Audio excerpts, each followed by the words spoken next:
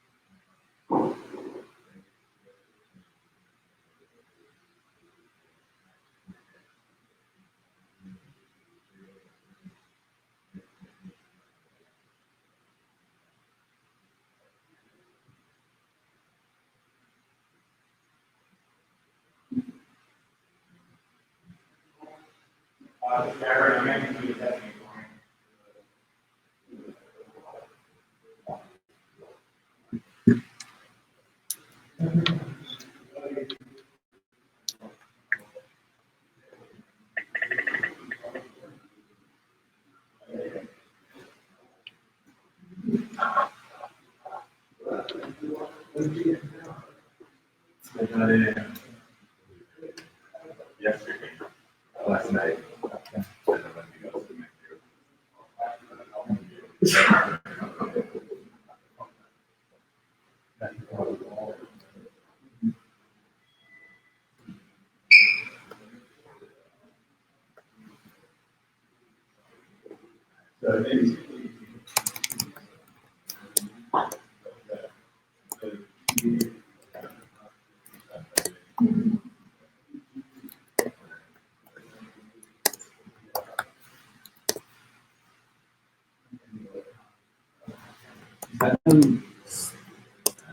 Type out what you sing, and I'll sit over here and I'll read everything out loud.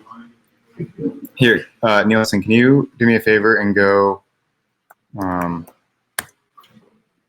or one of y'all go in. I just messaged you, Nielsen, this link to this Jitsi, which is the conference we're using, which is how I'm live streaming to YouTube. Okay, can we cut off traffic back there? Or do you need to? Hey man, good to see you. Yeah. Yeah, that's fine. Okay. We can also move it somewhere else if you want it less traffic. Like I was thinking over there would be good so that you would you kind of You just need to It's that thing. in a good place. Maybe we block it off for cross traffic or that. I mean, Holland's like we can lock it down however you want to.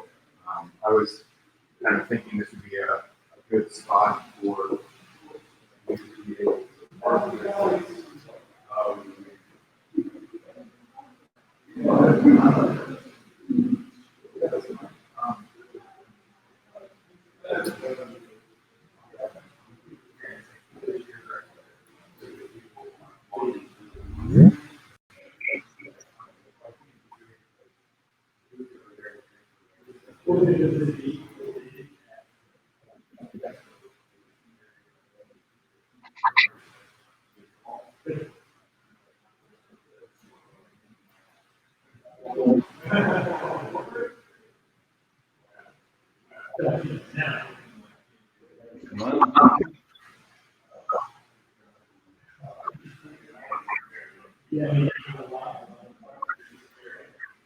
Oh man, this is hard.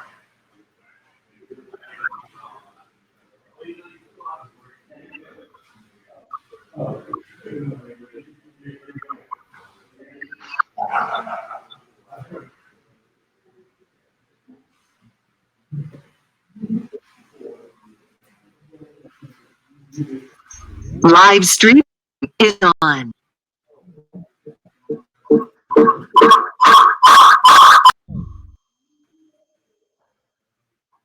What is it supposed to be for? Your studio with Thailand to be it's for units has rifles for open. Okay. With the mobile machine, what do you have?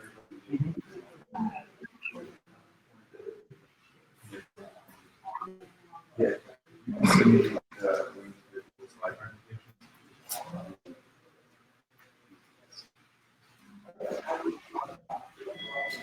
It's gonna have you. So if you dial in from your computer.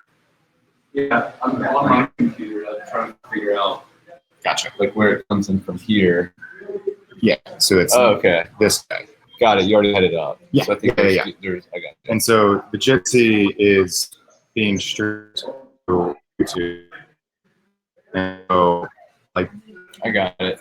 I didn't know you already had one of window up over here. I think that's what we're getting at. oh yeah. So,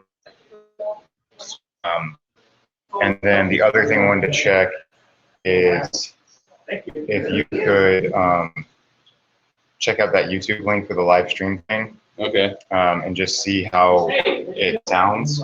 Yeah. All right.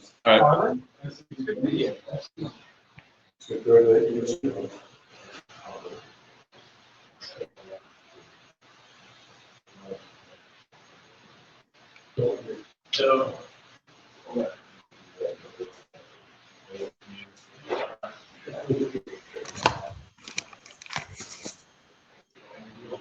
All right, Nielsen, you can hear us? I can hear you. Can you hear me? I can. How well can you hear Nielsen? Let's say again, we'll pay attention. I hear him, but I didn't process. I can Nielsen. hear you, Kristen. I can hear you, Kristen. I can hear you, yeah. Cool. All right. Yeah. Are we good? I think so. Where's the YouTube link, Cole? In the marketing analytics channel. Sweet.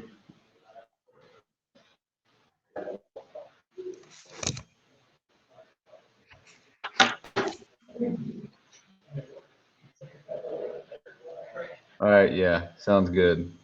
You can hear it decently well through that link as well. Yeah. Yeah. It was fine. So Cool. and it works. All right.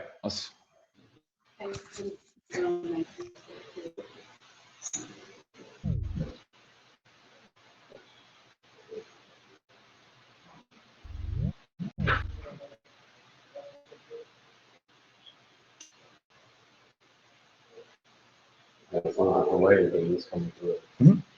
That's fine.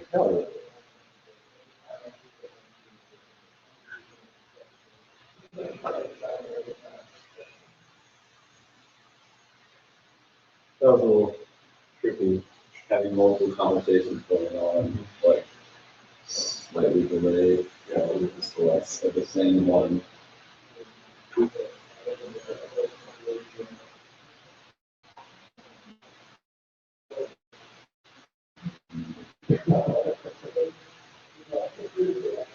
that was literally 30 seconds ago. That's a really weird time shift. Like, you know, I do a thing, I walk off, and I can see what I did 20 seconds ago. It's not clear though. Good. What amplify the weirdness of it? Because I thought like what you had said 20 seconds ago was like actually what you were saying again in real time. Yeah.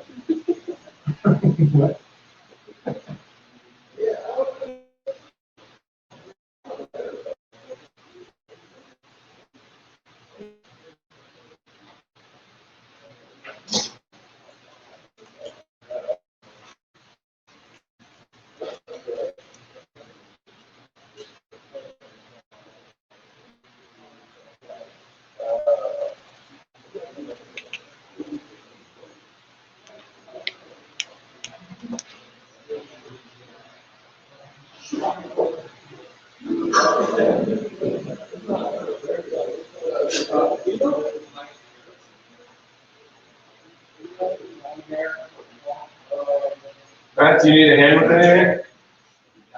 All right.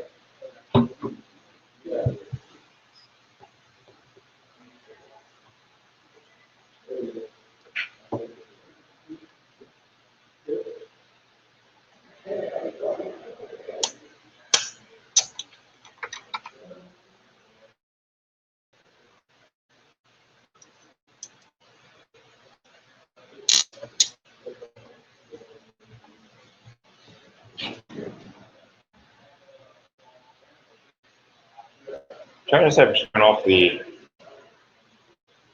sign or not. I think it's fine. It's bleeding out part of the. Well, it's, I mean, I think you can hear this. It's gonna help them, it's all right. Well, I mean, like it's bleeding out this screen because it's super white, but like Matt's are dark, so I don't. Does your finger trying to get you into our office in the first one?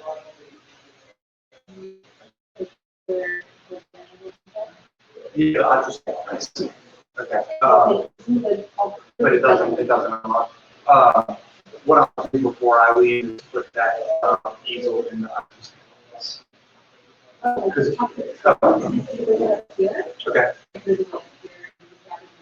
Okay. Yeah, he was nice enough to get that from Fulton. I just want to make sure that. Cool. What y'all need? Get lit? I just got the outline done on the. I'm just gonna say. Okay, good. Good. Look, I gotta do the same thing. That's really good for my thing. How you going? Also some more business. CES is next week. No, it's in January 7th. Oh, yeah. So, Think that's good. Mm-hmm. Rebel's getting a shitload of branding out of this. Mm-hmm. you know? No, the Rebel's standing in the corner. Oh. Are they sponsoring? Rebel? Yeah. Hey, can y'all hear me? Yeah. Yeah, is that Rachel? Hey, there you are. Hey, what's happening?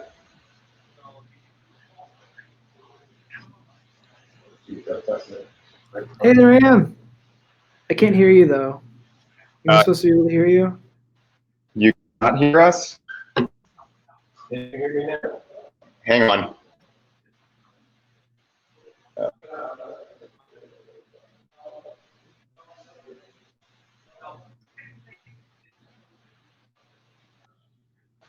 How about now, Rachel?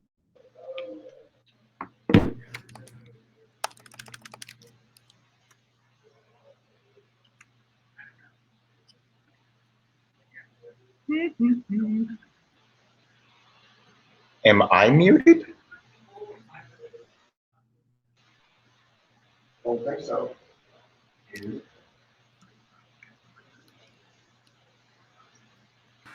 Can you hear me now?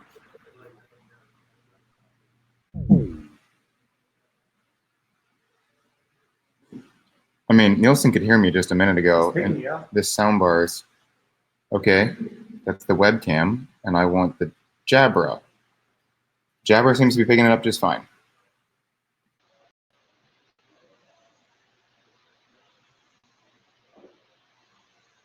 Famous last words. We haven't tested it. It's working pretty well. So you want to see a weird? Remember the launch pad? That's a time shift. Us live scanning on the stage at Launch Fest. Oh, do I ever? I was standing in the back of the room with a hotspot up by the window trying to get it up to. I didn't even notice what Cole was like. It's a vamp, vamp. Yep.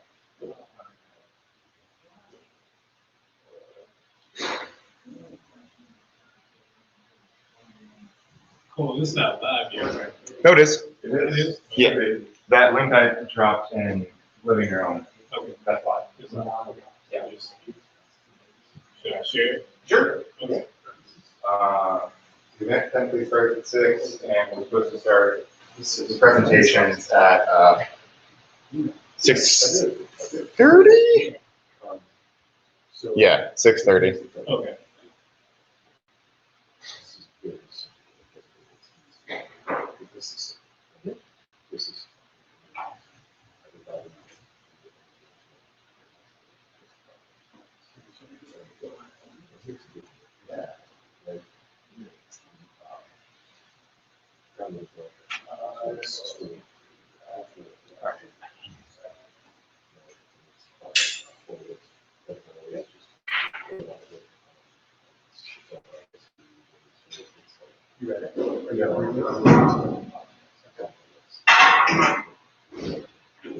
Oh, laptop charger.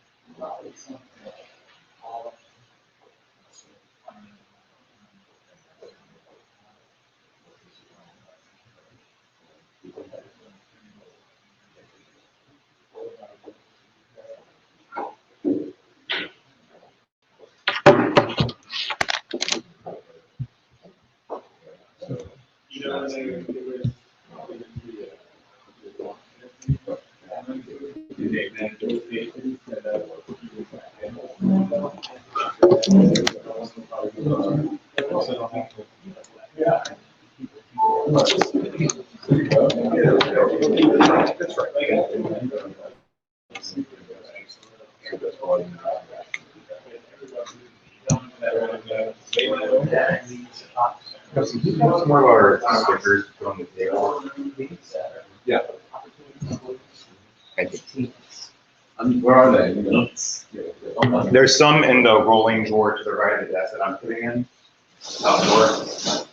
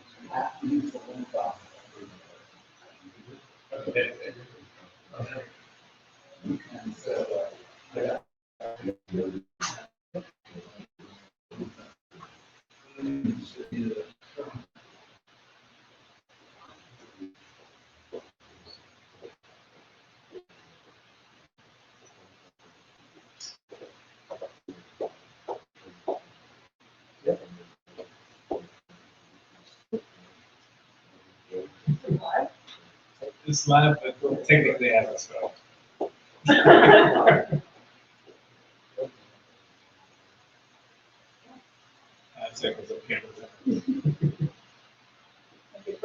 Yeah.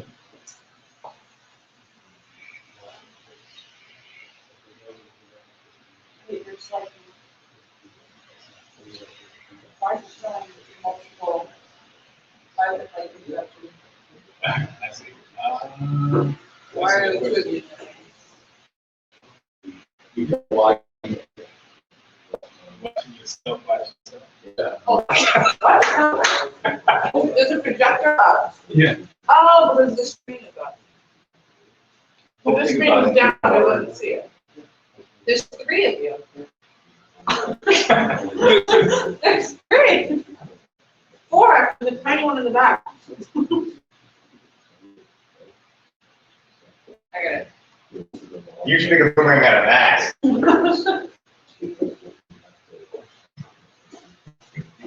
Dancing. You're so slow.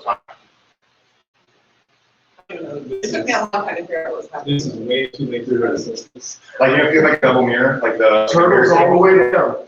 But this is the mirror where it's kind of slow each time it goes further down. How was the track to do it again? Oh my God, I didn't even notice that. Wow.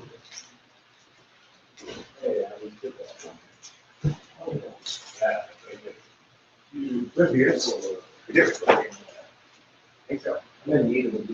We all learned from them. Yeah, with a tuxedo. Are you really? I somehow found a good one the other day. Like a sweater, it's a kid's sweater, but it has like a reindeer, a little like shirt on nose, but it like that. Oh, So, kind of good though. More fun. oh yeah, and then, it comes with lights for it. I didn't even know they were there, and I was like, should I come over?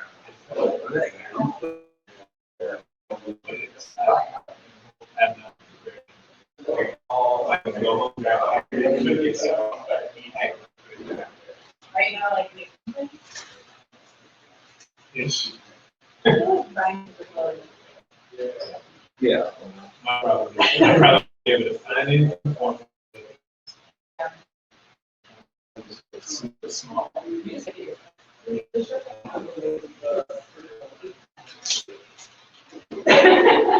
Just make it work. You can probably wait as close. People are really high with his hands. I can't believe that at all. At first, I thought it was my boyfriend. That was like, Off the top. Yeah, I'm not going down. That'd be finishing suicide.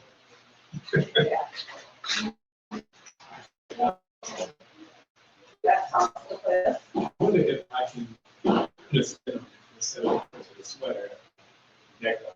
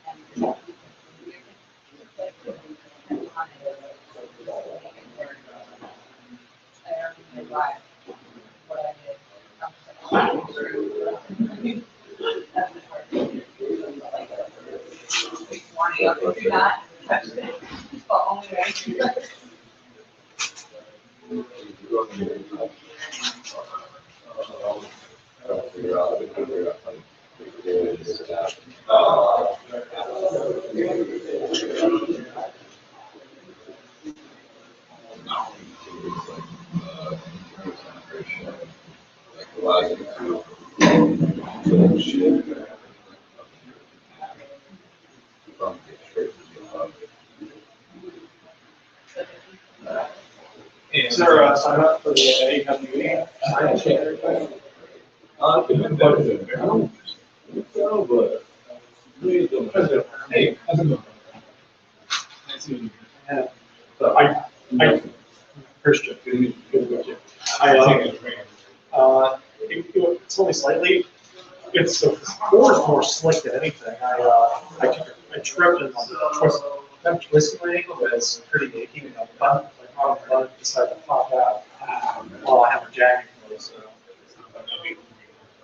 And then just been fighting with the, I got here 15 minutes ago, but the, underneath the interstate, the parking meter decided to turn off for the pay for the parking passes, so I'm like,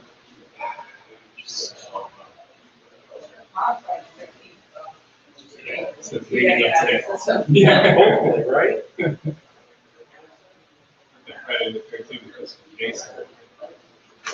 Jason.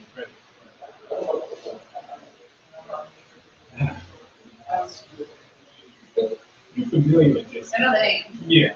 I've only seen the first one, and then I've seen the like the newer remake ones. And then of course it's not Freddy versus Jason Lens in middle school. Just unfortunately that That was literally an action. People see me going that. like the big movie that was even like the Freddy and Jason movies I watched like when I was in my late teens, early 20s. I watched like real crazy stuff. My first rated R movie was like 8 or 4, See From Dusk Till Dawn. That's pretty brutal. My sister. I'm like, no, I'm actually scared of things now. Like, I don't get scared. So I got older. With me, I watched Stephen King's Nite when I was like 8. Hey guys. How you been? Yeah. There's a fountains over there. Take a look at the. How you been? Charlie Barnes, how you doing? They wrote this. Hey, well. Hey, so I heard y'all had a busy schedule this evening. Yeah, we got about to watch movies. All right, cool. Yeah, I mean, we can do it. We can do the same stuff. We They have like sci-fi school. I think we just need a better speaker. Yeah. That makes sense. Just the projector. It's Oh, that little black thing? Yeah, it's. Yeah. Yeah, yeah. Stream it. Yeah. The new Star Wars series. Right. There you go. That was Star Trek. Jean-Luc Picard is like coming out of retirement. Okay. Yeah. Okay. Hey, y'all. I was wondering. So, the CSTA NOLA Tech Educators meeting is on the 4th floor in the two-lane space. And hey, Cole, what's going on, man? What's up, Charlie? All right. I was wondering if one of y'all was thumb could get me on the 4th floor. I didn't see right there. Hey, Cole, can you get me on the 4th floor with your thumb? No? All right. It will not work? Yeah, okay. That's fine. I'll just text Ray then. Yeah, I was about to say that. Boy, if Terrence is still down there, that would be your best bet. Oh, no, he left. Yeah. Okay. Terrence at 6,500. So it should be.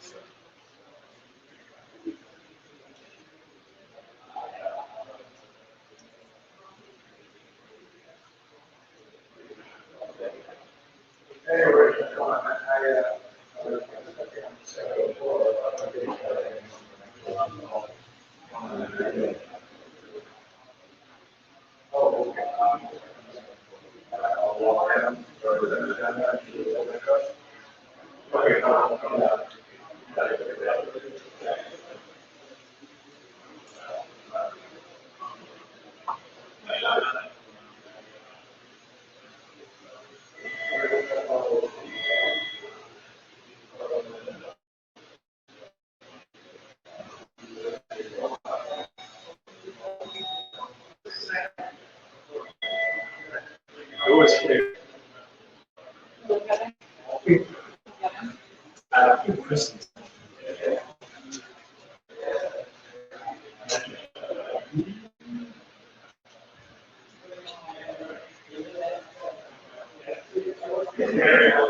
Did they make you? Didn't make you? I already have the feeling. I guess so. Yeah, I got sick recently. I was sick for a week. I'm like, so sick. My mom and I got the flu, so I'm like, I have to go. Yeah. You know that you got it. Oh no, I was sick and then they got sick. And then I was like, they're gonna be getting me. Like, well, I don't know. Like, I got the flu shots immediately. I don't know how that works. I can't remember the last time I had it.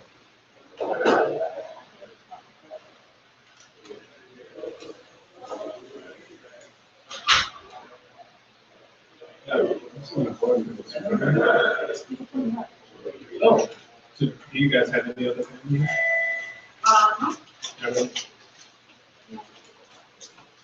Yeah, out here, but. Yeah, some nights we drove up for Thanksgiving together. Yeah. We could just like go see our It's kind of family. dispersed. Yeah, it's perfect. So if you guys stay here, how does that usually look? It's kind of low-key holiday? Yeah, I'm thinking we're actually trying to find out on Christmas Day. We can celebrate Christmas. December 2nd. That's not bad. Yeah. That's how you do it. We drove down from New York. The night we drove back, it was like late at night. We went to the street. We need Christmas decorations to take that. And we've been doing a Christmas movie marathon. We've already watched like 7 Y'all are doing it right. Yeah, I've never done it like this, and it's the best thing ever. Like instead of like waiting for that one day, Yeah. every single day you're like Christmas Day. I got to go on that this week. It's for the past 3 or so years. It's like Christmas came. Yeah. And I'm like, oh. It's my favorite holiday. I mean, it always seems like work. It's stressful. The very last one was like, Christmas is time. It's the whole season. Yeah. So I got that. Yeah, so that's what we're doing. And I think Christmas Day, I want to see if there's like, we could just be like chilling here. Nothing really to do. I was sort of like, charity or volunteering. Like, yeah, I'm kind of like the Christmas Day thing, type deal or something. Yeah.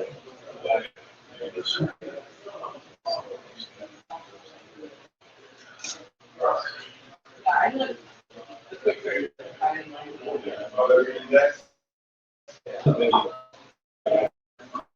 There's a lot of churches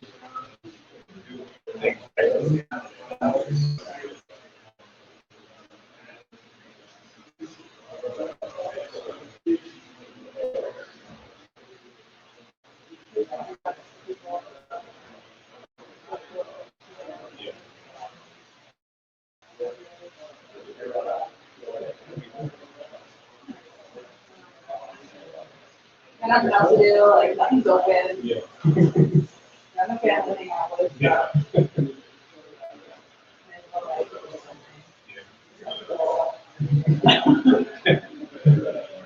For a holiday that turned out to be cool something. Sure, exactly. We just felt extra selfish when I just went back.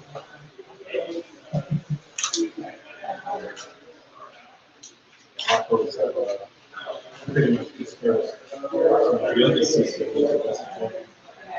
The other sister was in.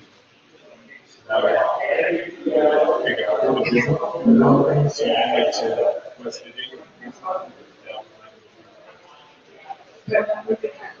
Now they Are you from here? Yeah, for me, I'm here. I'm from New York, I'm in California. oh, It's like, yeah, total spread, yeah. So, Now, how often does she make it? it's very interesting. Okay. So that's going to become A different. little bit about it. He gets out, he's like, you're not going to Christmas this year? I'm like, Christmas doesn't matter, you didn't go. Right. But, I feel like she should be able to come more, because she's and they have a New York office. They have a New York office, so it's very easy for her to just come here and work. You don't have a good excuse.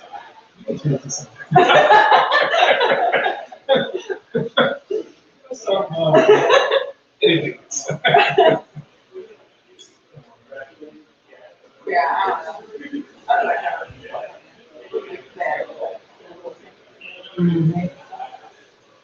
You don't like? It's so expensive. Oh, yeah. Why I'm here. That's the reason why I'm here. You're Yeah. insane. I Yeah. don't know which is worse. I don't know. I think the only difference is California's more but you still pay the same square footage. You still do get something small. This may have no patch of grass. Yeah. Hey, how you doing? Hi. Did everybody get that? I think I am. Yeah, the AWE. Absolutely. Round report. My name's Farland. Hi, everyone. I'm Gianni. Yeah, nice to meet you. Hi, I'm April. April. There's stuff at home. There's drinks and food. I've actually never been here, so I might just like go around. It's a circle. Yes. You'll feel lost, but just keep walking. And if I I'll go get some drinks. I was so lost here. The first few times I came, like every time I come out of the elevator, I was like, where am I? Yeah. Or stairwell. I was stopping calls. Yeah.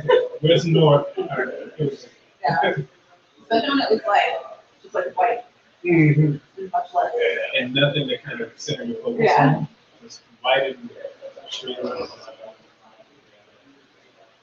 Yes.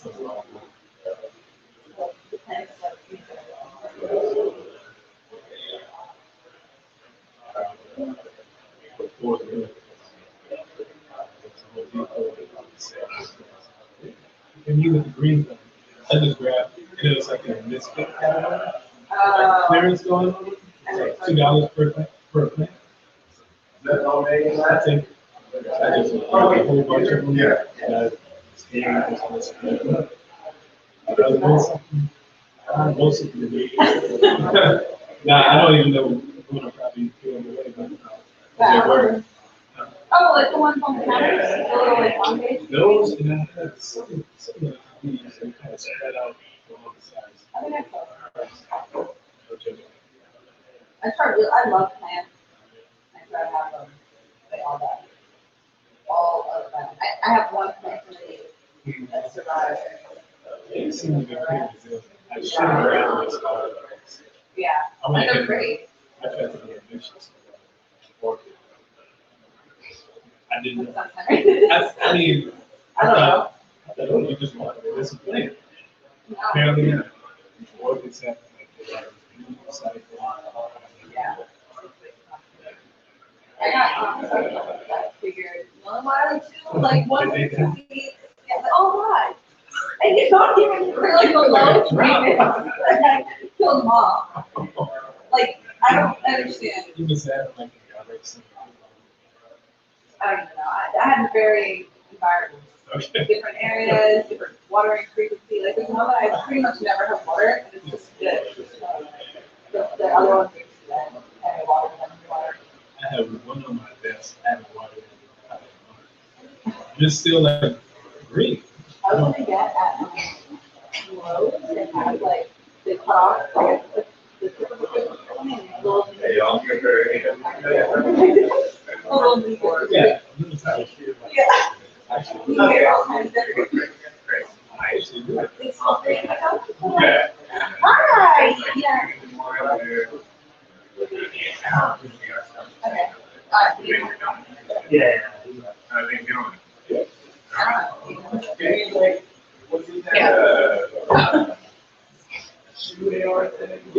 Look at the next one. Yeah, like the high stuff. Anything. Like, can you put this on the next one? Oh, geez. I think they're in some. I think they are good. Yeah. I mean, that'll be. I love the smell. We have a tree and a pine. Really? I'm tried to get into it. We had a countdown. Yeah.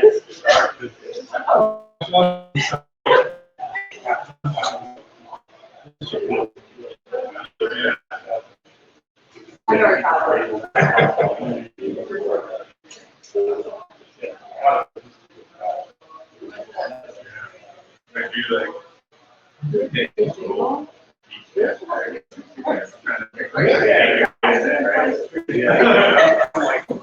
It's always like,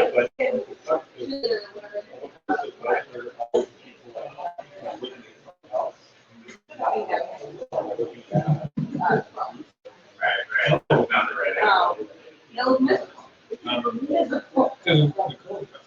I'm not called, they were just so miserable. And then the adults were behind us. They were on class.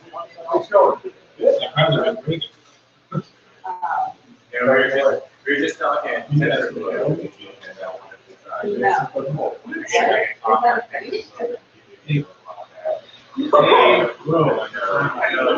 is that like a big thing that like a bunch of people It's just huge. run around? So every year, You get your work in, have fun with things. And non-works more than work. and as soon as it's It really is. everybody pours into Jackson Square, and then you care. This is Anthony, Carlin, I heard about it. Nielsen. I'm just bragging about our office. And they. And you told me about.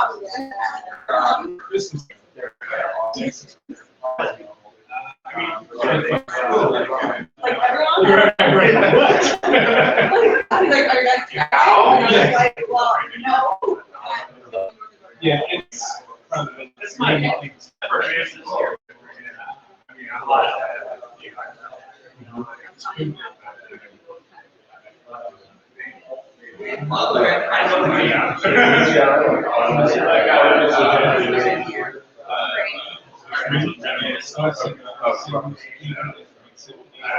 Yeah, I don't know what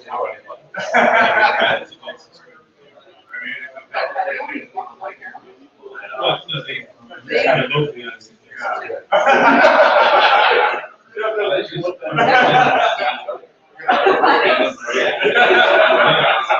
on like the stage set up for those people.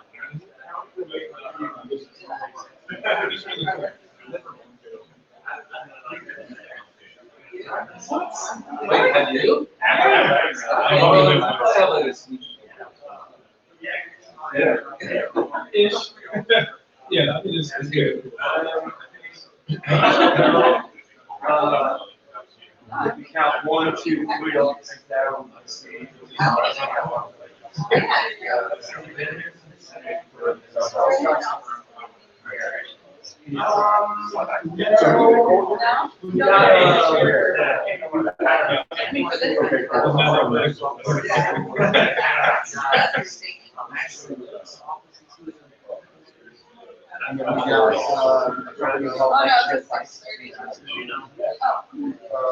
Industrial designer. That's a bigger role. So, it's not all day. Yeah, they go home, very nice meeting you. Yeah, we don't. That one.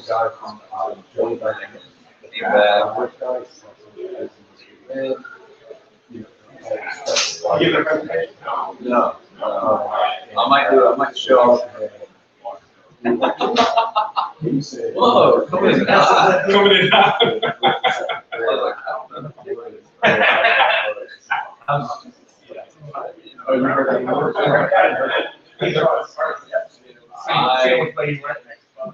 I don't know. I might show up. Whack-a-mole. Yeah, I guess I was thinking. A VR game. It was really just I didn't know where we were going. a way that I got to yeah.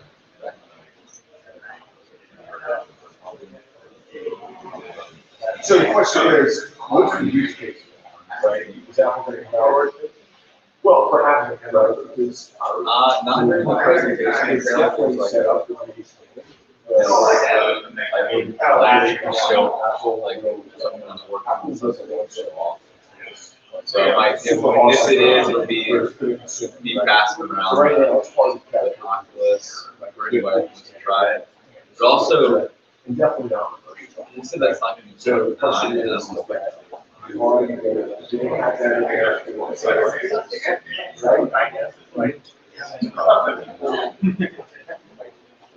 I'm afraid that more than like, it's like that company photography, like, I would certainly definitely got photography stuff, they would like, go from that. better, cut maps with that. Yep. Yeah, I mean, maybe read scans. It's very easy for me to say, Oh, we're not going to do it for you. not. Like power. I'm sure like whatever else. It's all like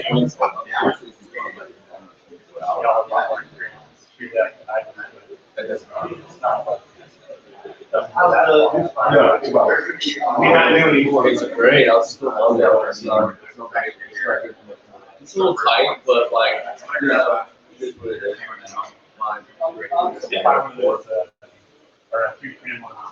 But it's great. Still a lot of binding. Yeah, right. Mirror cafe, big. Really?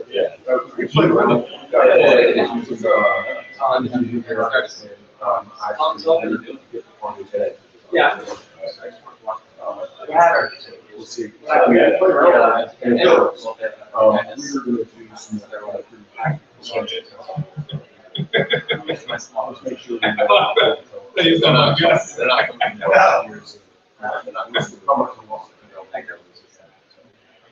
Give us all magnets.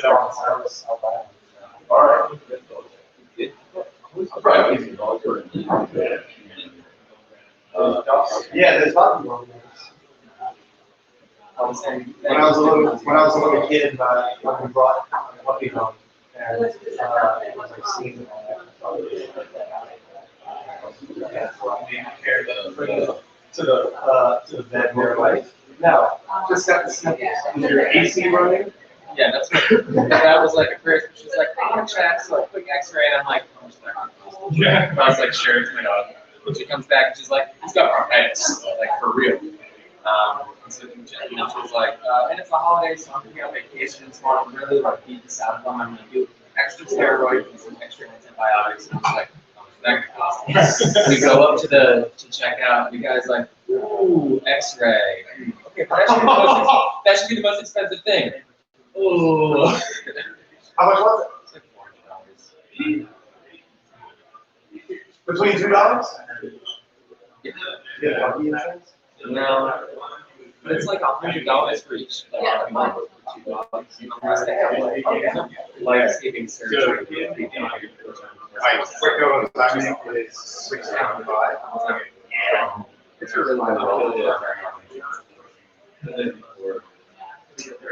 Yeah, it's sort of a weird, you have to be just wealthy enough to be able to afford it, but not really wealthy enough for you, right? yeah. To not know. But the X-ray was nice to see that his heart had like reduced in size from right when we checked, right after we finished like kind of kicking that, they were like, he's got a larger heart, like that's gonna affect him in probably shorter life, but they were like, actually, he's looking pretty good. Charles, my co-founder, is Andy. It's like a little positive. Trey is the president, and George is one of our transcriptors. So money He's just my- This is the one that's responsible. a little bit, there's a lot of flowers to get done. More money. No, oh God, no. No, Trevor is a ball. Oh, Trevor. You came to our own. Oh, Yeah. Yeah, I remember. How many names know? You do. You're all on that board. That like is like. He's an electrician at. I remember. Gotcha. Yeah, you redid some service for us. He's also when really good. when we got to meet him. Oh, great. Yeah. Non-permanent. Do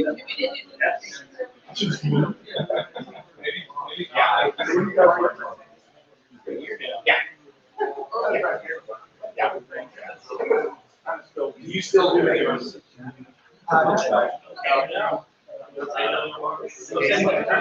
There's a very small group. I'm talking about that. Changing shapes. Yeah. Major's card. What's it do? It's just there's not enough people that are making the community, and so they just need to put. He's like, I want to like have the people that are and get them out. And that's like 5 or 6 people all sharing the studio, not 5 or 6 people trying to host like a massively community space. It's like building more. It's like we'll do an open community night once a month. We're doing it every Friday. So,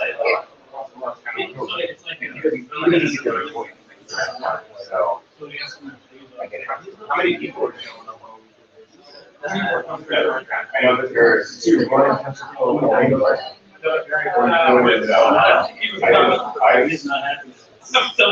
we stayed out until 3 or 4 Yeah.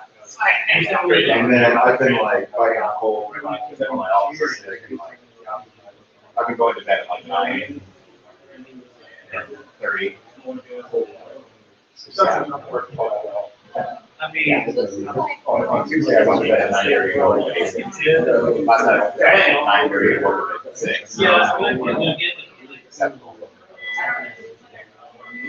All right, I'm gonna start bringing people this way. It's now 6:30. We'll start. Like the little office space where we are, it's too much dust. Yeah, Chris. Yeah. I didn't know. The thing is, it's clean.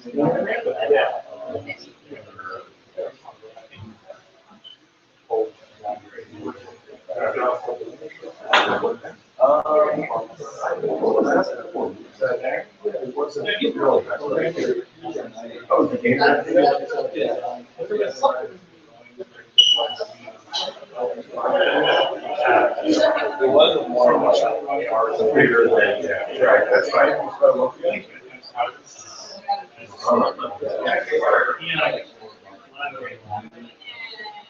He's so smart.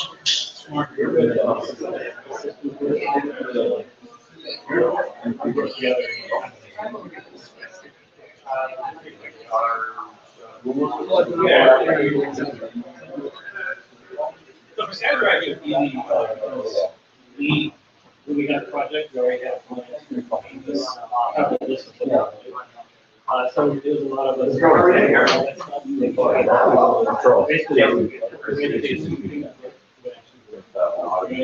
Oh, great, so Kristen got to it. Yeah, she actually sent something for me. I forwarded it over to me. Thanks for coming back.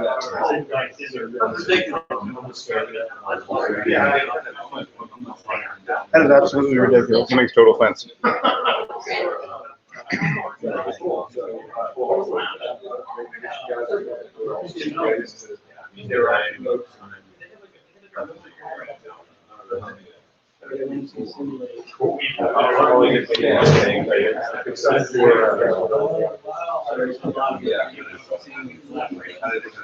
No.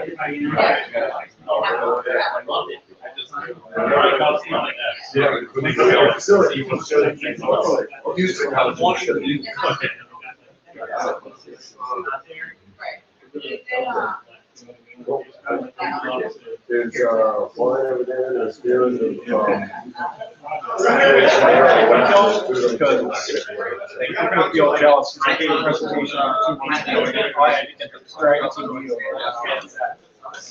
Yeah, this is ours. We had to do some setup.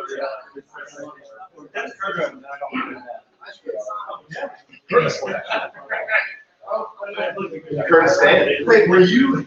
You weren't here last week for the Mike.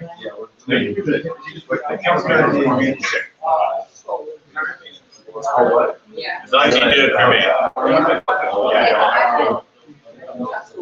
I can go ahead and keyboard if you want to go. Or I can stand back there and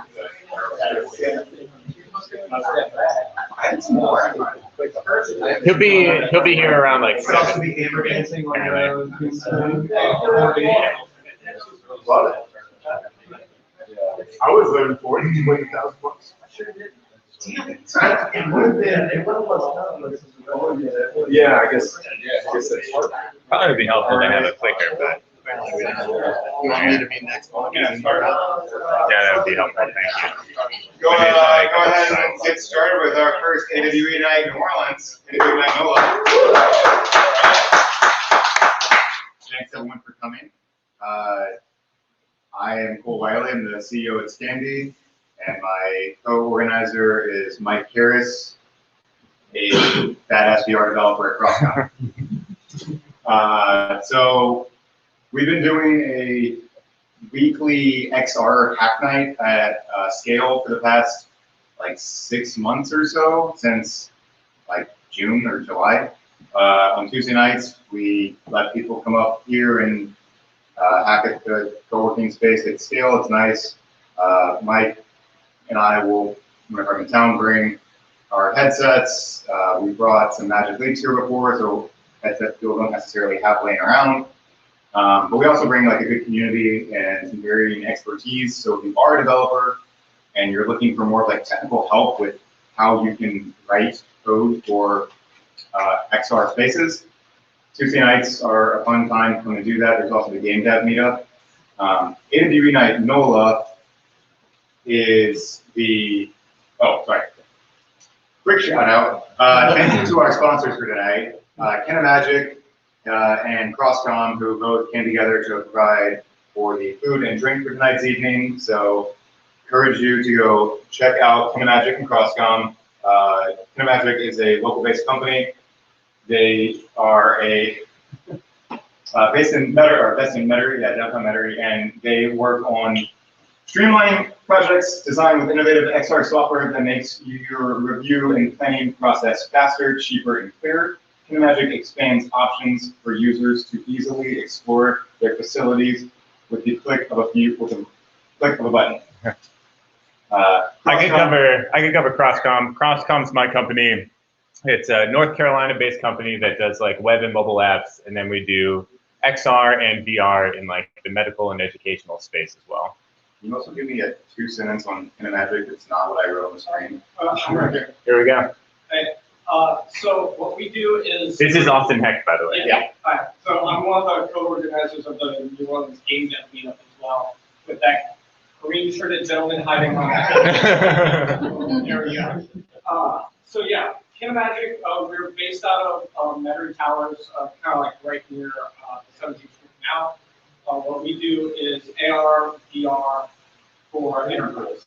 So what the description up there is primarily for our SaaS pipeline. So we're able to take kind of bespoke ad files that are well used in the engineering world and convert those into what we call digital code. So that's primarily what we do. We also do training and assessment, custom software. So for all of you that are kind of new into the XR space, one of our biggest goals is to be able to take what Austin's describing as this pipeline and these like business SaaS tools and help you understand like why that's valuable. So the goal, you go to the next one. The goal with AWE Night New Orleans is to provide the greater New Orleans community with an understanding of what AR and VR technologies can do. So AR, augmented reality, VR, virtual reality, the less frequently mentioned MR, mixed reality. You start throwing all these R's together, we generally somewhat agree to call them XR, which is just extended reality. But the goal of this meetup is to help you as a employee, as a business owner, as a community member, as a maker, as a creator, someone that's in New Orleans that wants to be able to use this new technology that people talk about in a very selective kind of way where they give just enough information that it sounds like they know what they're talking about, but not enough so that you can really go home and do your homework. We want to give you presentations on that. We want to show you how these technologies are being used in business right now to help companies operate more safely, to be able to operate more efficiently, to be able to do training that they could never do beforehand, to help increase empathy with customers. So the goal with this meetup is to really show you what these technologies can do when deployed well. being said, I think the next thing is logistics. When can you come back to this? AWE Nite NOLA will be a quarterly meetup, so follow the meetup page, and I promise we'll do a better job in the future of promoting this further out in advance. Thank all of you for coming, such short notice. Again, I mentioned Tuesday night XR meetups. You can join the VR Junkies Slack channel and scale our space, which is where this meetup is happening, and also has a Slack channel you can join to find out events going on. It will kind of keep you in this realm of things, but AWE Nite proper. And Hack Night, I think you just mentioned it, but Hack Night every Tuesday. If you're interested in AR, VR, just want to find out information, want to build some stuff in Unity or whatever, feel free to show up. It's way more casual. It's like 6 to 12 people every week, and really low pressure. No one's trying to get you to do anything, have as much fun, or get what you want. So this brings up Mike is going to do a fun little bit that I've been to a couple AWE nights in other places. So AWE nights happen around the world. AWE is an annual conference that takes place in San Jose, and then there's also AWE Europe. But AWE Nite happens monthly or quarterly, depending on the organizer, and it happens all around the world. And so one fun thing they do at these is the XR Roundup, which is talking about different technologies that are happening in the space. Right, so I wasn't quite sure how to prepare this. Like, it might be a little bit too in the weeds, but please feel free to make this as interactive as you want. If there's questions or you don't understand what the hell I'm talking about. But I had 3 bits of news that sort of came out the last month that I thought were particularly relevant to XR. So if we go to the first slide. All right, so who here knows about Apple's plans to release an AR headset? Like, anyone raise their hands who's heard of this? Okay, so yeah, so there's a bunch of rumors about like one of the next big things is Apple releasing these AR glasses that are going to be tethered to your phone that have augmented reality as how you primarily interact with them. And there was a bunch of rumors. Well, so first of all, Apple has been working on AR through ARKit for about 2 years now. This is phone-based AR, so you can see an example over here on the left. Like if you think of like Pokemon Go, maybe you've had some AR experiences. Those are all ARKit-based experiences. And the thought was that this is Apple's way of putting this technology in phone and tablet-based AR so they can eventually apply it to the glasses that everyone will be wearing 5 to 10 years from now.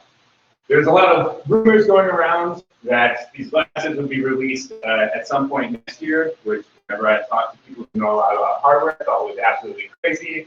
And then lo and behold, in the last month, there's been rumors of an internal Apple employee meeting. They pushed that timeline back a little bit.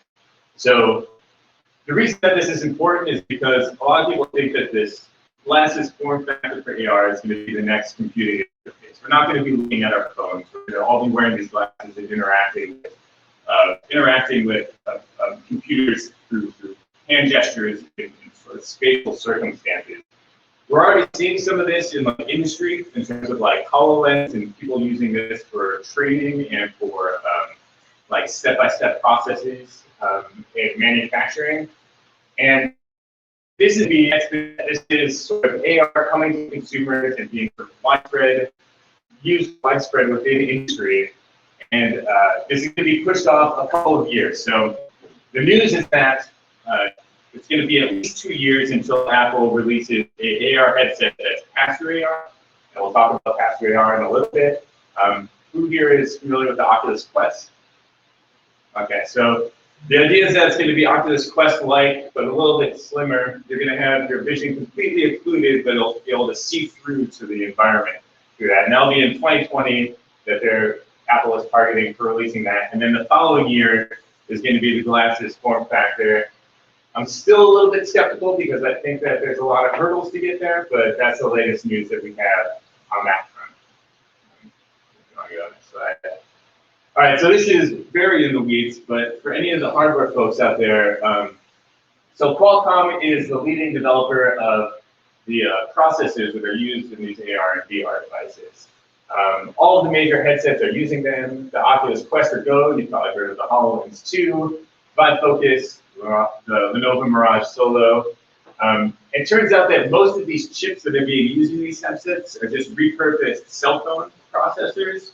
But Qualcomm has been making a push to develop these chips specifically for AR and VR devices. And the reason I think this is important is because people often talk about AR, or they talk about VR as a fad and AR as well. And there's this question about like, when is this actually going to have get a toehold in the market? When are people going to actually start using these products, or is it going to sort of peter out? And the fact that a major company like Qualcomm is dedicating so much effort to developing a specific chipset for VR seems really important.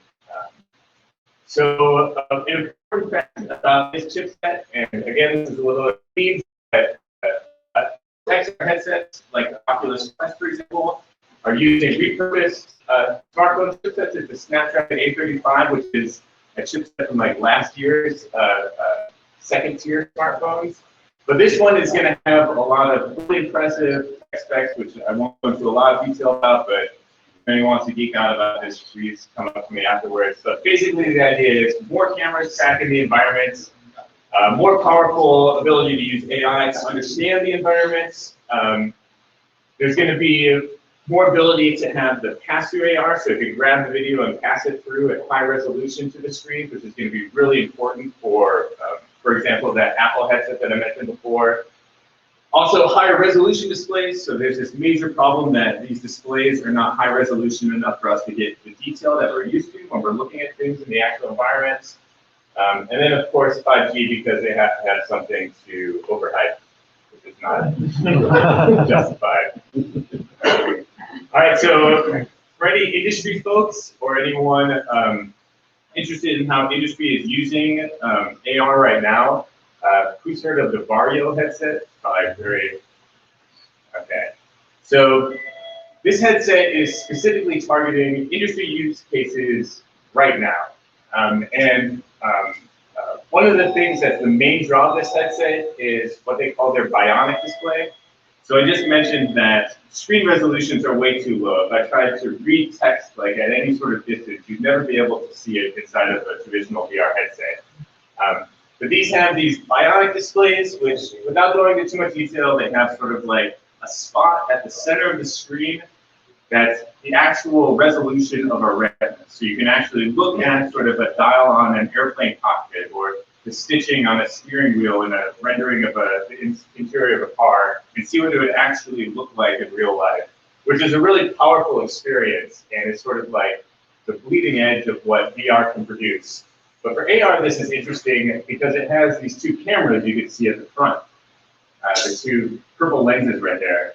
And it allows you to look through the VR headset into the world at high resolution, and then you can render on top of that. It's just not making much sense, but I'll show a video in a little bit that'll make it all clearly. This also has integrated eye tracking, which is really important because if you're any sort of like for marketing purposes, you want to see where people are looking, what details they're paying attention to. This is going to be hugely important for marketing or anything that involves sort of like user interactions where you care about where the user is looking.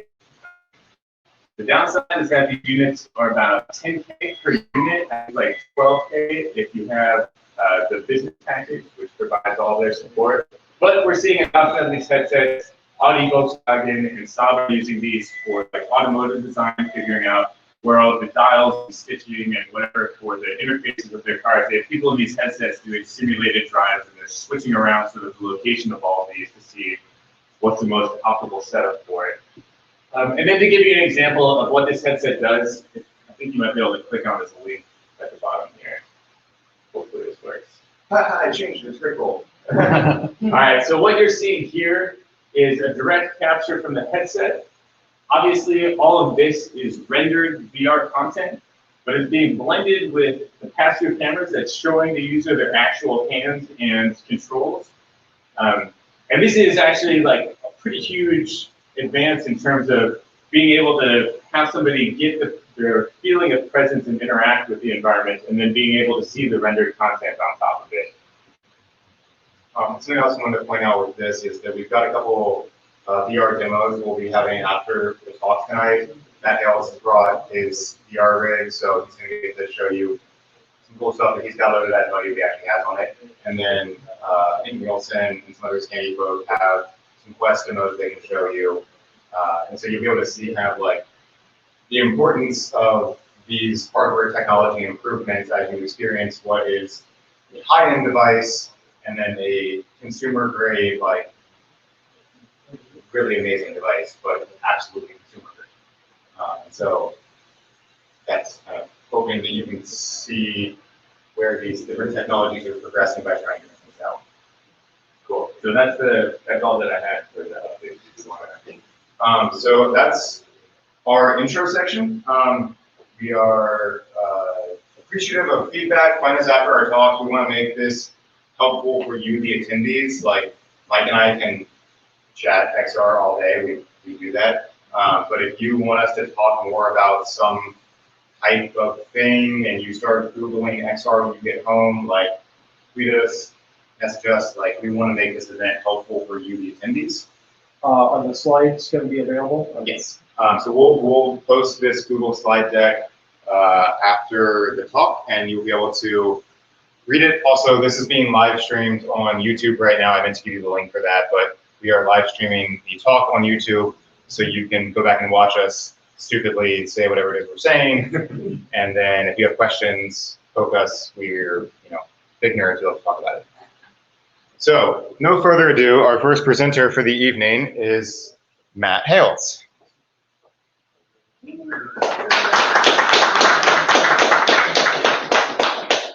right, I don't have a clicker, so I'm just going to be shouting out. I'll watch your finger. Next. Okay. Yeah.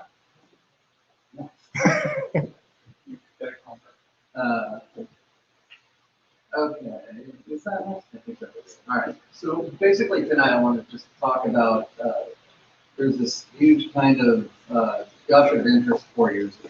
And the first sets came out, Oculus Rift, HTC Vive, and it has been a really busy 4 years. There's been a lot of hand wringing about whether or not VR, AR are real or not, but I can step you through kind of the history of how we got here and what's happened in those intervening 4 years to discuss kind of where the technology has gone, how rapidly it's evolving, really more so than any other technology that I've seen.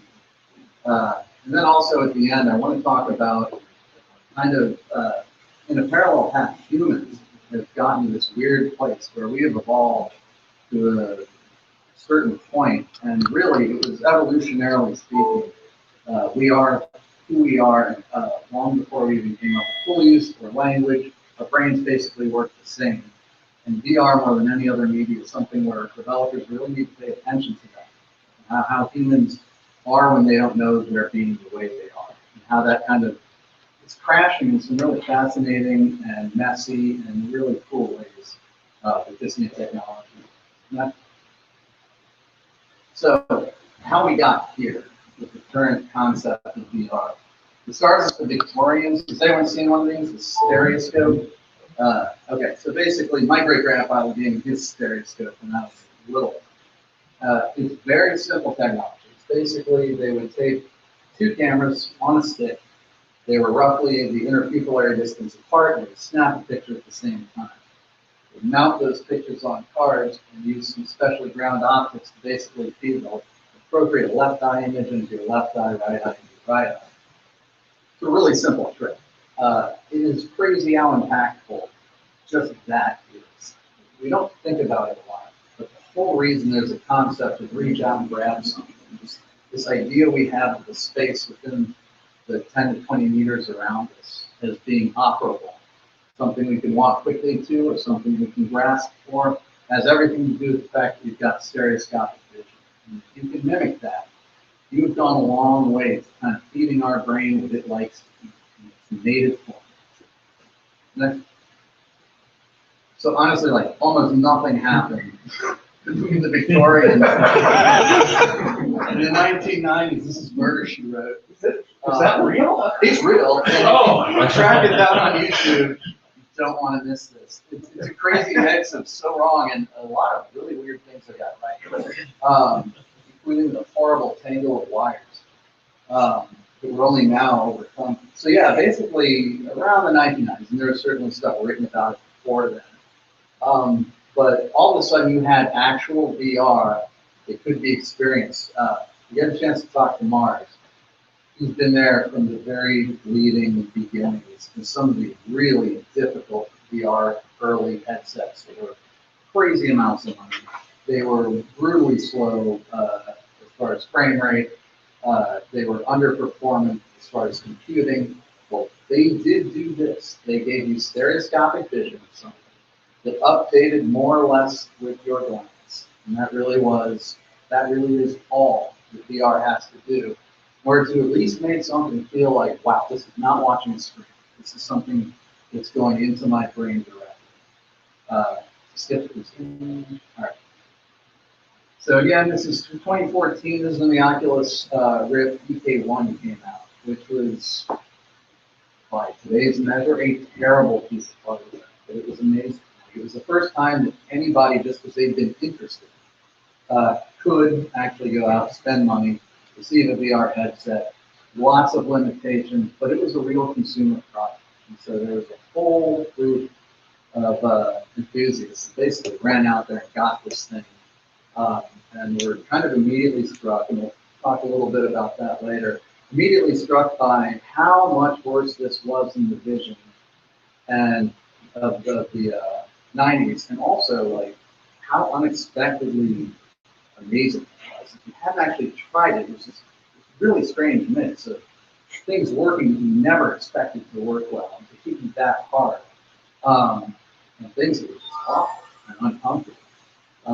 And we've spent the last several years grappling with that. So fast forward to the Oculus Quest.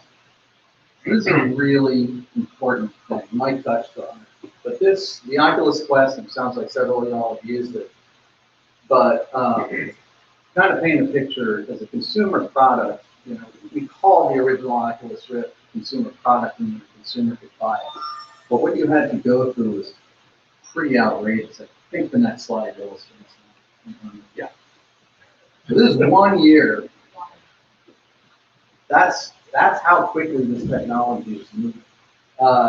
To give you an experiential comparison, this setup up here, which is basically what I'm going to be demoing over here after the show, it's good. I mean, it's better than the Quest, but really only if you push it. I mean, for I'd say 85% of all use cases, you feet on the street wouldn't go to this. You know, this is a very, very good headset.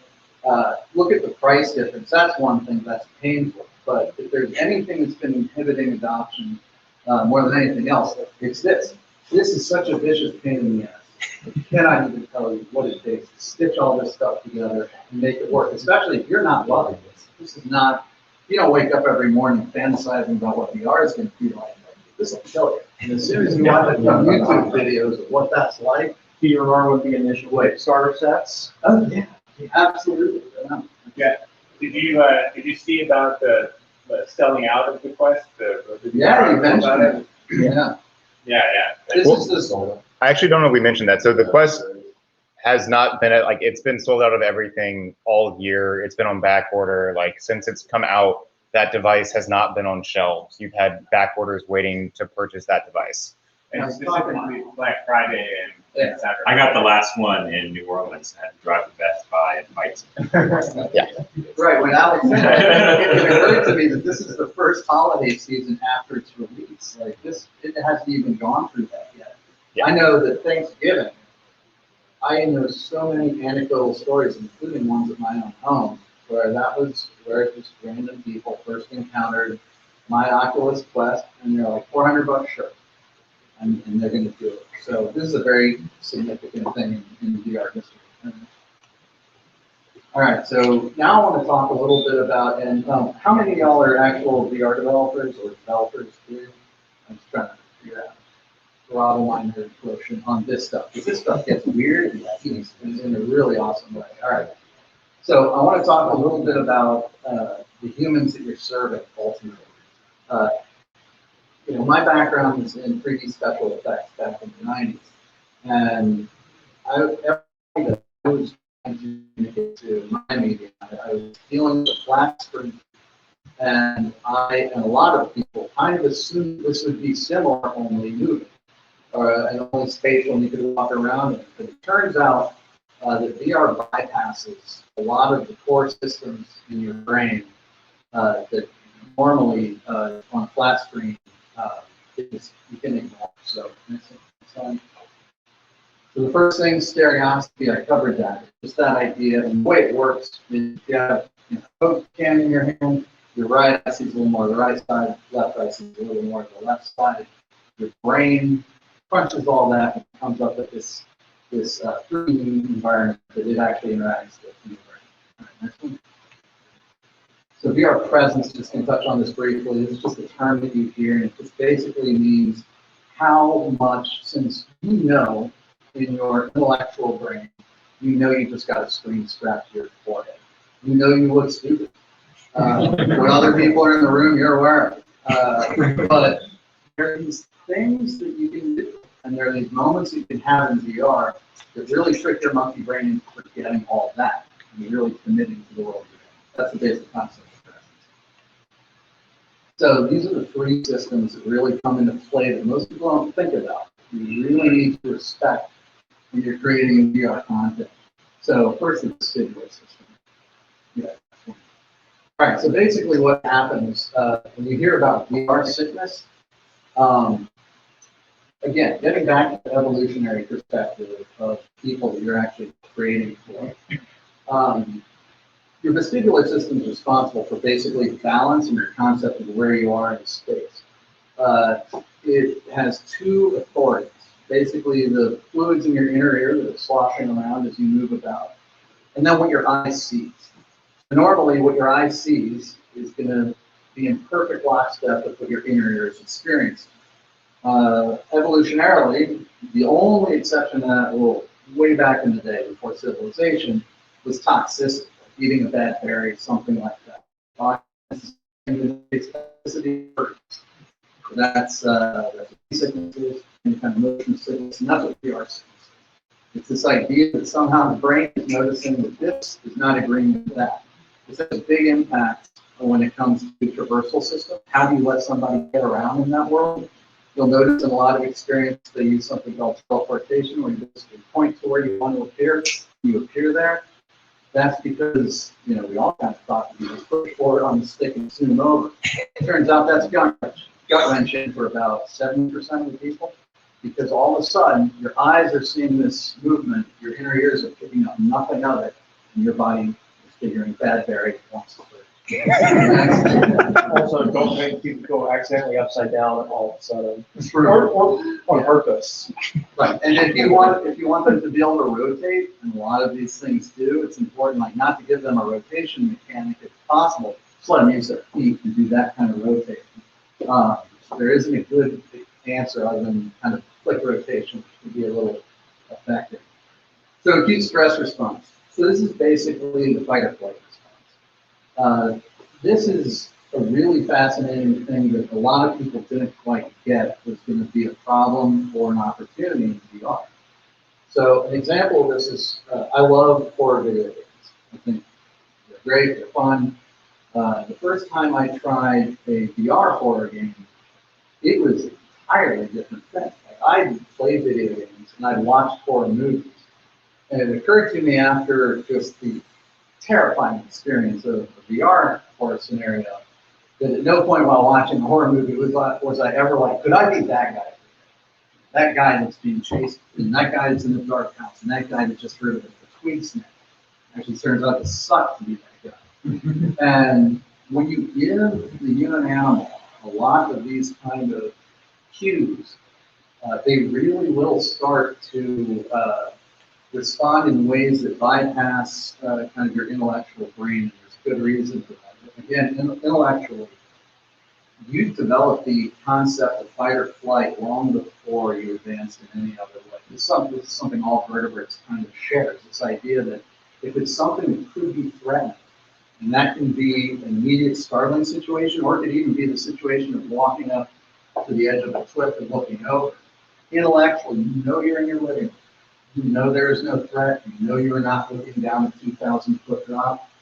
but it's interesting how much of your brain does not care. It is still scared. It is made uncomfortable. These are effects you can use creatively, or you can accidentally tumble into if you're not thoughtful of them. If you're not looking to scare somebody, there's a lot to avoid. Really important to think about who we are, how we became who we are, and really steer clear of acute response, stress response, unless you really want to do it. The last one, social instincts. So this is, so yeah, we finally get to talk about porn and farting. There's this weird thing in VR that affects no other media. This is one of those, you always hear that old trope, porn leads technology. Porn has a VR problem, big time. And it's that when you are there in person, and you're robbed of that kind of layer of abstraction, it turns out most people, they feel really uncomfortable when they're in a room with somebody that's naked they've never met. And people are triggered by that. People in those scenarios won't like it. This also has come up for a lot of combat mechanisms in games. The idea of just going and wailing on somebody with a baseball bat in a video game, that's fine on the flat screen. Turns out most people will not swing the bat in VR because they're looking at that person. They're right there. I remember one of the first VR experiences I had in a AAA game. I was there with another character, professional setting. She was intelligent, attractive, and like halfway through the interaction, I noticed I was sucking in my gut like a chump. I have never done that in a regular video game, right? It just bypassed the intellectual knowledge this is fake. And yeah, the farting story, my son was using the Star Wars, the Darth Vader thing. And he didn't know I was watching him, but I knew he was about to encounter Vader for the first time, which is a really, it's an intense moment. He's looming, he's giant, and he came up, and my son, 14, is looking up at him. My son accidentally farts. And immediately goes, "Excuse me." Yeah. He knows he's in the living room. There's a huge part of your psyche that just responds socially in those very obvious ways. And you've got to bear that in mind when you're developing experience. This comes in a lot when a lot of training scenarios, they want human helpers to kind of help you kind of guide the way and hold your hand. It's weird when you're in a room with a stranger. So those experiences use more abstracted things like robots and things like that than you want people than a person they've never met. Very nice. So last thing, I just want to talk a little bit about what is this great day. I kind of talked about a lot of the things that are problematic, but every one of them also is a huge opportunity. I mean, it's just a powerful thing, and you can leverage that in some really clever ways. I get asked a lot about what, from a business point of view, outside of gaming and entertainment, which is well down the road at this point. A lot of people are trying to figure out where can they actually use this in their business. Training has been a really good example of some early successes.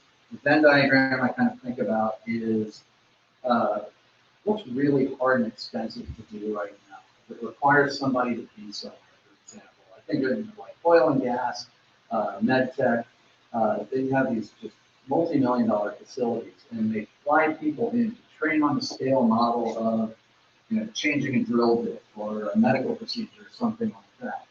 That's a great example where you can get 90% of the, yeah, I remember it like I did it, learning experience from the virtual scenario, the virtual props. You can tweak it, you get good performance data. It's a great example of where things are going very right.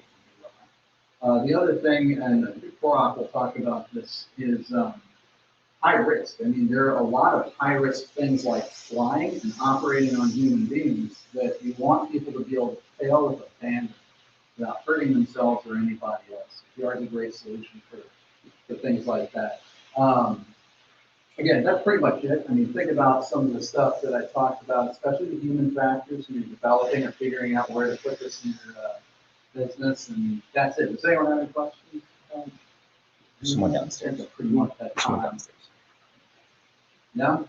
All right, I'm going to be kicking around after this, and we are going to have a VR demonstration over there on the high-end Vive Pro, It's going to be a wireless system. I'm going to show you what the highest end material looks like.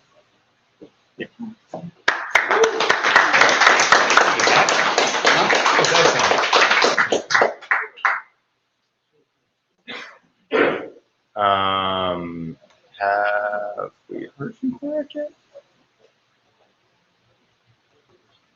Mike?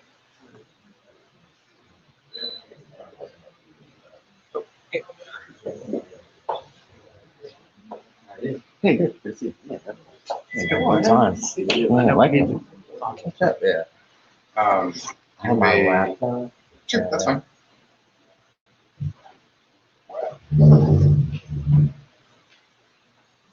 I'm assuming you have an HDMI port on that laptop? I got my cool. dongle. Sweet. If you want to do the introduction, I could try to get it set up. Oh, are you recording through that, or? That's fine. Switch back over to me. It's totally cool. This is like completely unplugging. Is there a clicker or? There's not. I was being mass human clicker. Got it.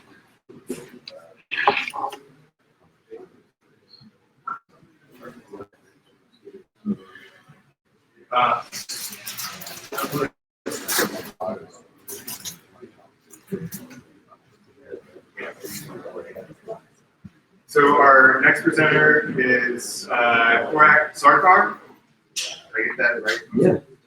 And he is a doctor at Ochsner here in town, and he's using VR and medical practice to, make everyone safer and happier during all these crazy medical procedures we have to do. So it's got a kind of the title we had for it was VR in medicine, and he's got a really excellent lab. There's a couple developers that actually are here tonight from XR Nite. So he's one of the kind of authorities in the space for medical VR, and his lab folk that work in the space are really excellent, knowledgeable developers. So please hit them up if you have questions.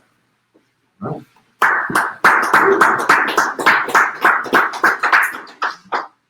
So thank you for that introduction. Thank you for having me. I have a few objectives that I'm trying to achieve, but I know Hale's asked this question just as I was walking in, but get a pulse of the audience. How many of you guys are developers? Okay. Almost the majority.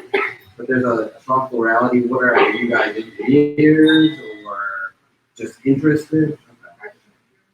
Okay. And anybody in medicine? Yeah, I'm usually the only oddball. And so this is what I'm trying to accomplish, but I'm stepping into your guys' dojo tonight. So I'm hoping to learn from you guys as well. And we're going to talk a little bit about additive manufacturing or 3D printing. That's not the emphasis of tonight, but it's so fundamental to our story and interwoven that I'd be remiss if we didn't talk about it a little bit. You guys are all aware and understand mixed reality probably better than I do. We want to talk about how we're using it, not just in healthcare in general, but right here next door. And then to really brainstorm even about ways to actually validate and find ways of sustainability for this, because my audience, the people I'm trying to convert, clinicians, hospital administrators, they're skeptics, and very so. And so the impression still to this day by most people is this is just a toy, it's not a tool. And differentiating that, proving that repeatedly is one of the things I spend a lot of my professional life trying to do. So I purposely didn't make this too crisp, but this is the image that was the impetus for my journey into your world. Does anybody know what this is? Good. Yeah, CAT scan. Very good. Does anybody know what's wrong with this CAT scan or this brain? Right? And you guys are all very intelligent, and this doesn't mean too much to you. I'm really surprised. Most audiences that I ask, 90% have no idea what they're looking at. And so I'm a neurologist by clinical trade and subspecialized in brain injury. So I was in Chicago doing something called a brain injury fellowship at an acute inpatient rehab for And part of my job was to coordinate the multidisciplinary team, all the therapists and the nurses, as well as work with the family and kind of explain to them what's going on. And imaging was very important to that duty. And there's so much information in asymmetry. I probably looked at 10,000 of these, spent God knows how many hours, and to bridge that gap is difficult. It is difficult. And so this is around 2013 or so.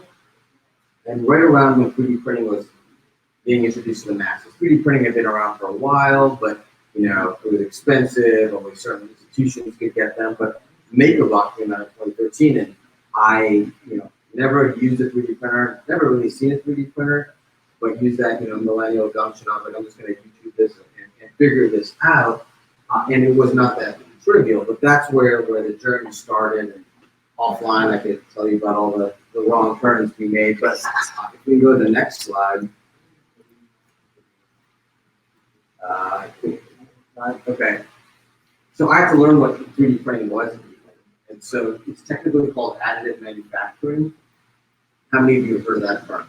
Yeah, more probably topic. But that is the correlate to subtractive manufacturing. And how many of you have heard of that term? Okay. So subtractive manufacturing is basically almost all manufacturing that we hear on. It's the typical example is sculpture. You have a piece of stone, you chip away, creating negative space, and out comes. Do you mind hitting the button hold? And one more time, it's called springtime. Now, the 3D printing or additive form of this is that you digitally scan that, and then using a variety of methods and materials, you put one layer on top of another to create a three-dimensional object. And so, do you mind hitting the other modality that we use is virtual reality and augmented reality.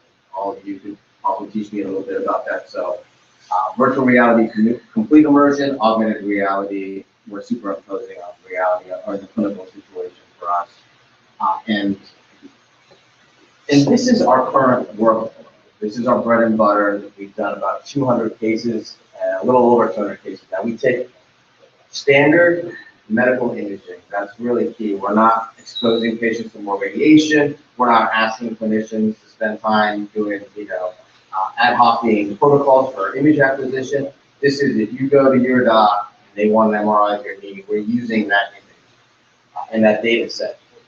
This is how it's traditionally viewed, and to this day, even in our hospital, this is the most prototypical representation. But what we do is segment this file, this data set, something called a DICOM or DICOM files. How many of you are familiar with DICOMs? Okay, so that's it's the standard file type for medical imaging. It's ubiquitous, MR, CTs, and for all practical purposes, ultrasound. What we do is we segment that into something called a stereolithography file, an STL. That this is a legacy solution. It's basically we can push that directly into a 3D printer, as you can see. And then with the help of actually a couple of people here, Mike Harris and Alex Slated, we've developed applications that allow us to put that same file into VR and augmented reality. So this is one of our early, I would say, trophies. This is Dr. Paul Silvestri.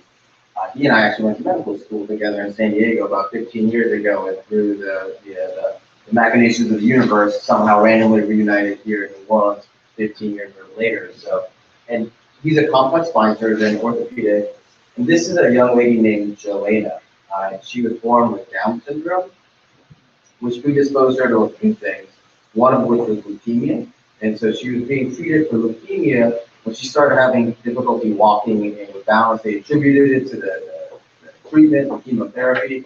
But then it just got worse, and they did some investigations and found out that she had something called glenoaxial instability, which is an instability at the intersection of your skull and your cervical spine, the top of your spine. And that is actually not uncommon in people that have Down syndrome. And so she required surgery, and we created a model for Dr. Silvestri, and he, like I like to refer, he's like a samurai at his part. It was helpful. He definitely said that. But really, where it had an impact, going back to the origins of this journey, is with the family. even for me to parse out all the things that were going on medically for Jelena was complicated, and they were a sweet and pretty sophisticated family, but understanding everything that was going on with your child, and if you have kids, it was very overwhelming. So they were very, very thankful for that, and we were able to get some philanthropy funding, which was the seed for the lab that we have now. And as much as that was an apex, it was also a moment of inflection and reflection, because, again, one of the more fulfilling things I've ever done in my professional career, but the family's not paying for it, insurance companies aren't paying for this, where is the sustainability for doing this and scaling this? And that really gave me pause, because if we wanted to really push this, the system, we have to figure out ways to make it sustainable. So we started working more and more with our complex spine surgeons. And this, again, this imaging probably means very little to most. It is a spine, you may be able to infer. It is actually really abnormal. There is a VR model, and there is a 3D printed model. And this lady, you can get the next slide. So she has, you can see all these lesions on her face. It's a disease called neurofibromatosis. So when we're 3 weeks old, our skin and our nervous tissue come from the same source tissue. And so these lesions that you see on her skin also refer to our nervous system. She had repeated cervical surgeries, spine surgeries in general. And in that process, one of her vital arteries had been sacrificed. So not only was she having symptoms and anatomical deformity, she was extremely risky surgically, because she only had one of those other arteries remaining. If anything happened to that, that would be very morbid and probably mortal. And had been, so she'd been denied surgery at other places. Our surgeon wasn't clear if this was the best thing for her, if it was safe, but was able to, and mostly, again, he's a samurai as well, but at least some association with this model, and you can see the outcome that she's doing really well. And again, being able to show her and her family what was going on and what was going to happen was immensely valuable for the individual and her loved ones. It's somewhat of a busy slide, but the takeaway, so this is the other half. All right, great, we did good by the family, they're happy, but again, is this just a toy, is this an experience, or is this really a tool? And so what we've been trying to define is, what is complex spine? Because not all spines are created equal, not all procedures are created equal. And so we want to be able to compare apples to apples. And that in itself, defining complex spine, you can get, we have gotten 4 or 5 spine surgeons in the same room together, and they don't necessarily agree. And on the things that they do, it's not necessarily easy to figure out and quantify. But we've done a pretty good first pass at that, and what we found is almost all these models are for complex spine. 3 or 4, so moderately or very complicated.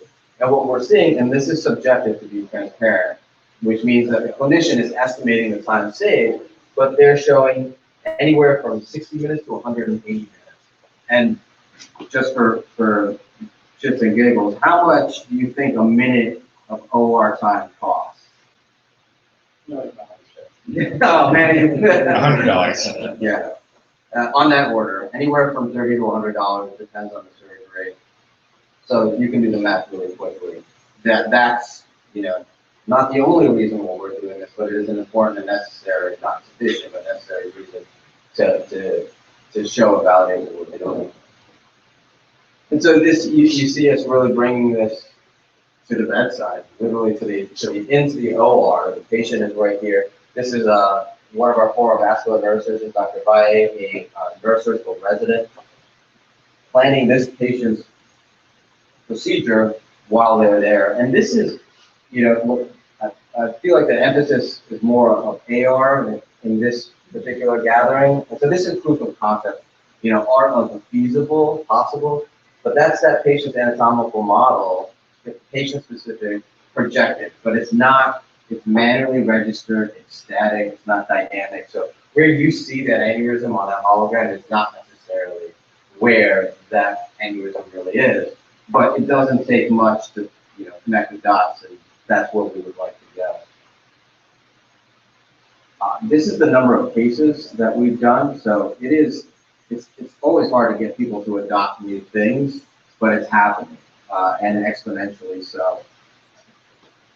And I speak of the neurosciences, one, that's my whole field, that's what I am, a neuroscientist, but we have depth and breadth.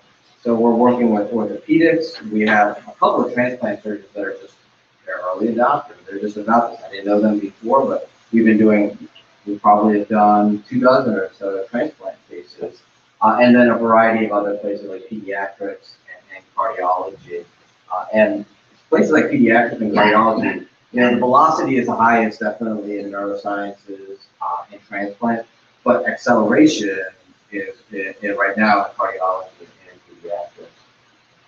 You might, and this is to show you the variety of clinicians that's there. Everywhere from pain management to vascular neurosurgery. So this is anatomical modeling. Again, we did this for our radiologists for training. So if you had a certain kind of brain bleed, a subarachnoid hemorrhage, 50% of people don't make it to the hospital, and the 50% that do, 50% of them don't do really well in the hospital. Because after the initial bleed, that blood on the brain doesn't like that, the blood vessels don't like that. You actually have to monitor by doing an ultrasound every day. And it's called a transcranial Doppler ultrasound. It's not a dangerous procedure, but it's a very technically demanding procedure. And I don't know about outside of healthcare, but in healthcare right now, there's a lot of turnover. People come and go from one job to another. And so training people and getting them up to speed is a real significant and valuable problem. And so they were having problems getting transcranial Doppler, ultrasound, sonographers up to speed. They went to go buy something off the shelf, and I kind of joke, any of you planned a wedding, if you go buy a cake from Rouse's, it's $10, but if you say wedding cake, it's $100. Same thing with anything in medicine in general, but even simulation, I'll show you a hunk of plastic that's a lumbar puncture simulator, that's $1,000, but it's probably $10 with a crack of plastic. And same thing with this. So for thousands of dollars, they could have gotten something like this, but with our segmentation capabilities, about $50 worth of 3D printing material, a little time of painting. This isn't a multi-material 3D printer. We did this for order of magnitude less cost. This is a non-anatomical application of 3D printing, so not completely relevant to tonight, but just to give you an idea of how powerful this can be. Oshner is the #1 liver transplant center in the world. The Simpsons have made fun of it or acknowledged it. And so in achieving that goal, we have to go get livers. And livers are not, they are everywhere, but we want to keep most of our livers. And so you go wherever the livers are. But you want to triage, an 80-year-old guy that's been drinking all his life.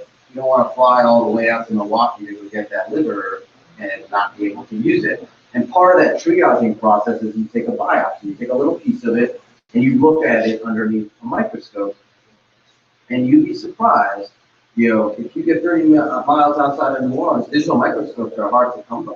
Everyone's got a phone though, and so what they would do is just take a picture with their phone, and you can see, even if you ever look at a microscope in some time or ever, you can't even see the whole surface. And literally life and death decisions are being made based on this.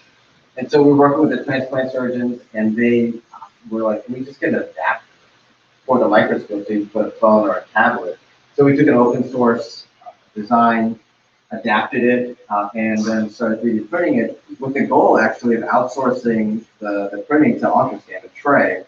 We got the quote, love Trey, one of the main reasons I'm still here. But we're like, you know what, for that amount of money, we can go just get our own 3D printer and do that. And that was the first time we leveled up for a 3D printer. And so from start to finish, from epiphany of idea to actually producing, say, a dozen of them, was less than a year, which in medicine is like light speed. You can't change anything in a year in medicine. And not only are they using it in transplant now, they're using it in other specialties in the hospital, eye, ophthalmology, as well as rheumatology, which is like autoimmune diseases. And then we've sent it to LOPA, which is the Louisiana Organ Procurement Association, and it's actually been recognized by the nation. The last set we set up went to Chicago, their children's hospital, where it is. And I want to bring it back to, I think, the most poignant topic tonight, which is augmented reality. So, has anyone here got a lumbar puncture? Hopefully not, but yet? Okay. And so, my No, it doesn't. done a lumbar puncture?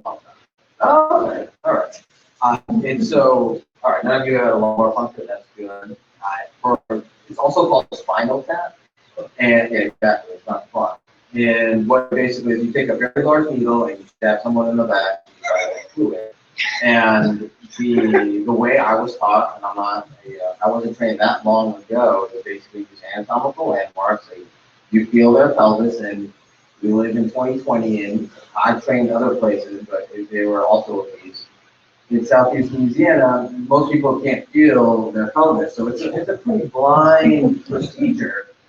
And what I still remember, and a couple of you have heard of this, but my senior resident, basically, my immediate report was basically find the landmarks, and they set me up. So this is an individual that actually had landmarks with 2 obese.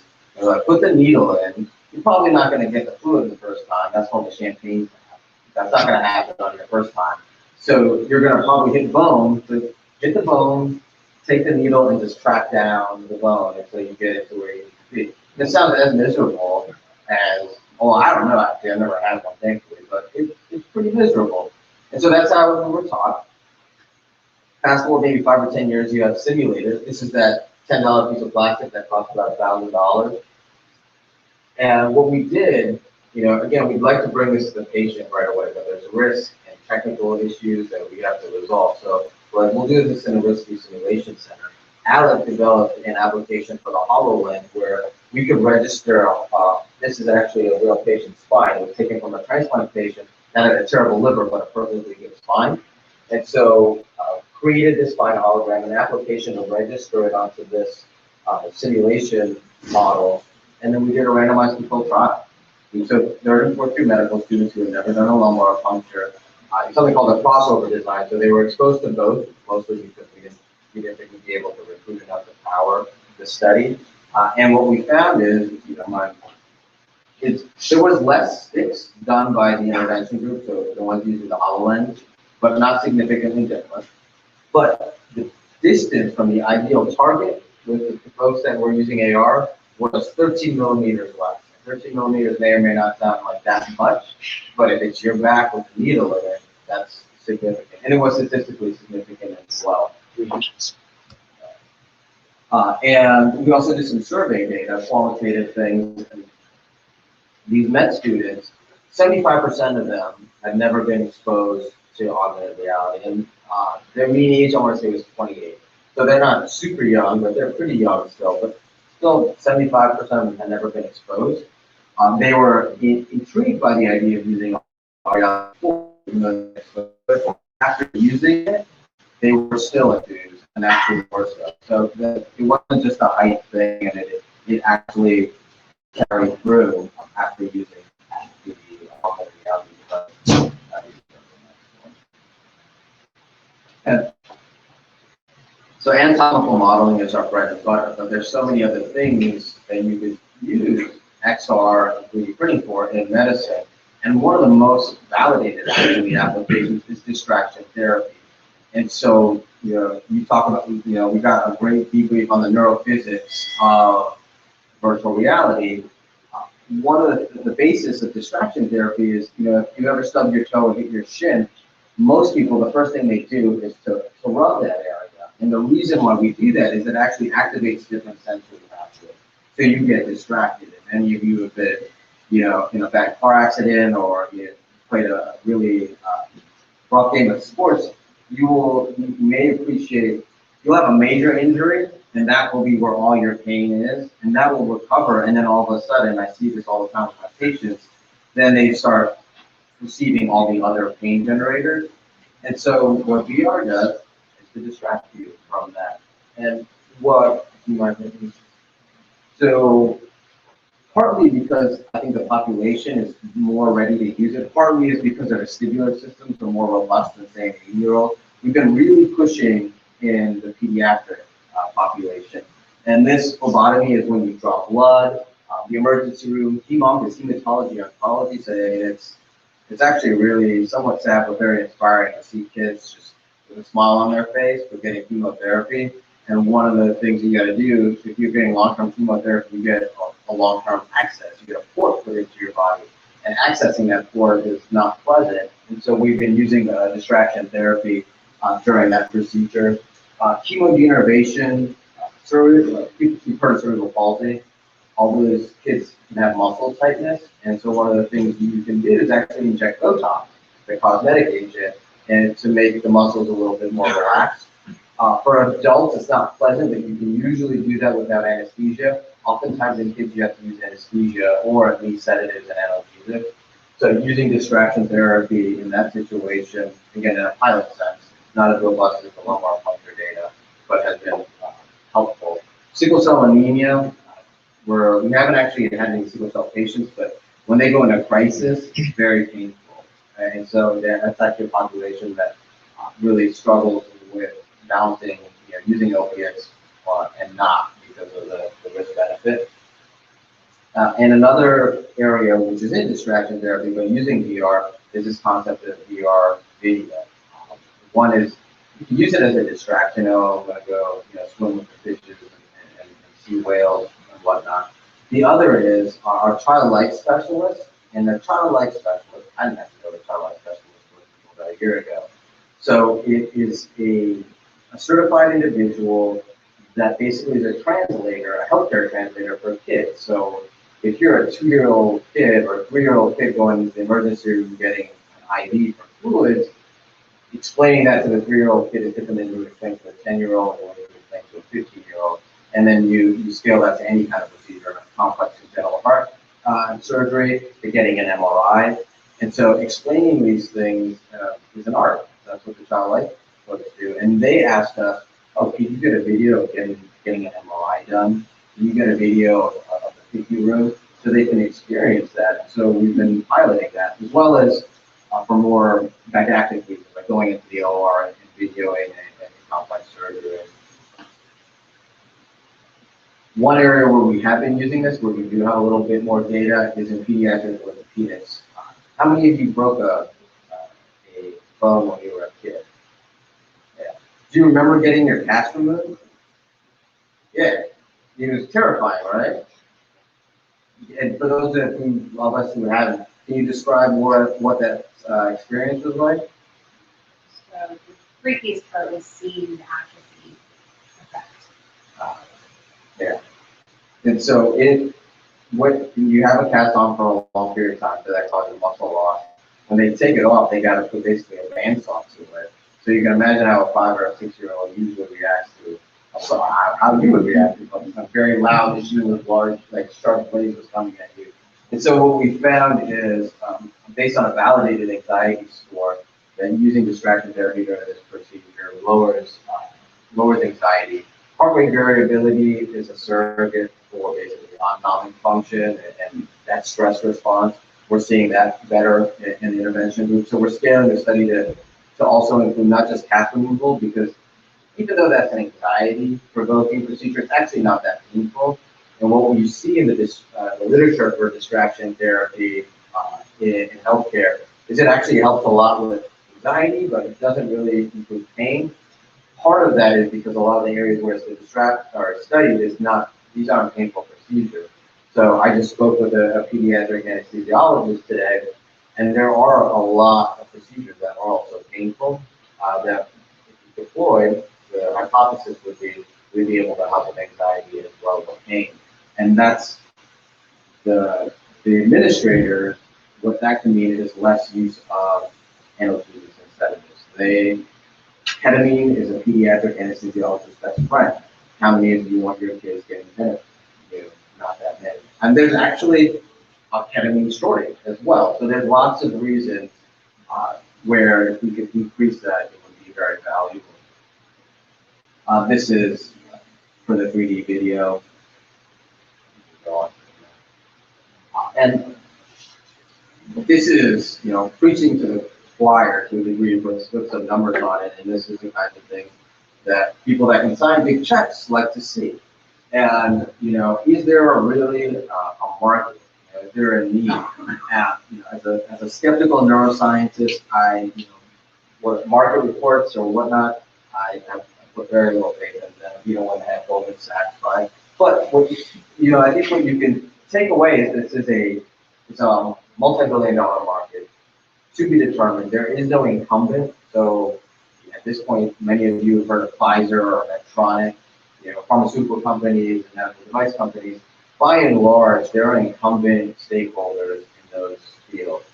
In VR, at the intersection of VR and healthcare, there's a few players that are kind of out in the lead, but no, it's still the wild, wild west. But another thing I do take away from this, in the next 5 to 10 years, you will see the emergence of incumbents, and that history is yet to be written. And part of the reason why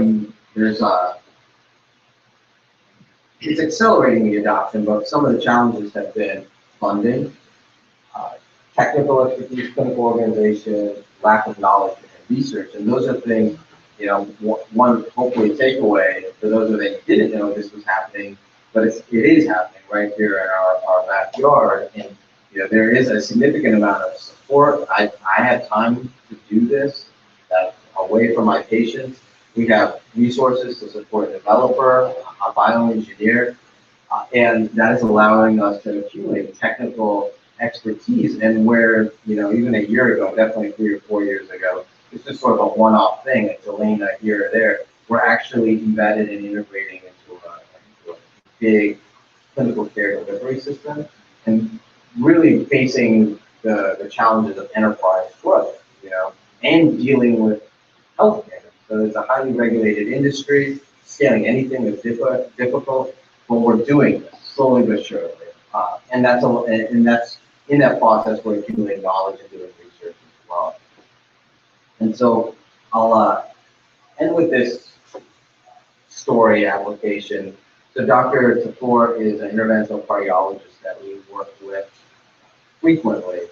And he had a case of a young gentleman, he was 20 at the time, but he had been born with a congenital heart defect and had undergone a surgery that had created a very unique heart anatomy, unlike anyone probably in this room, and did well for 2 decades, and then started developing the signs and symptoms of heart failure. Went to go see a cardiologist, ended up with Dr. Tapour, and his anatomy was so unique, there was nothing off the shelf that could be used to intervene. And so Dr. Tapour was thinking of using something for a different purpose in this individual, but wasn't sure if it would fit, if it would work. And so we created a VR model.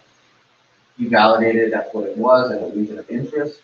We 3D printed it, and then he used that stent that he wanted to use for a different reason here and determined that it wasn't feasible. So this isn't a happy ending story like Jelena, like the way that we want it to be, but it did save that patient going through a procedure.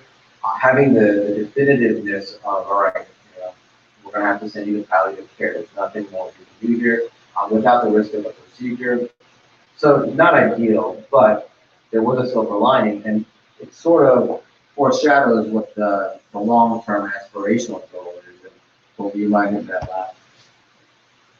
Which basically, you have our 3 modalities here. You have 3D printing, VR, and augmented reality. This is the current state of those in our lab at Oster. Anatomical modeling for the 3D printing, virtual reality, medical education, preoperative planning. I would throw in their patient experience as well. And then augmented reality, procedural training like the lumbar puncture. Crossing the chasm, graduate medical education. Just like the pediatric population is easier to deal with, or they're more likely to adopt VR. Residents and medical students and pre-medical students, it's a lot easier to convince them to put a headset on in a chair of neurosurgery.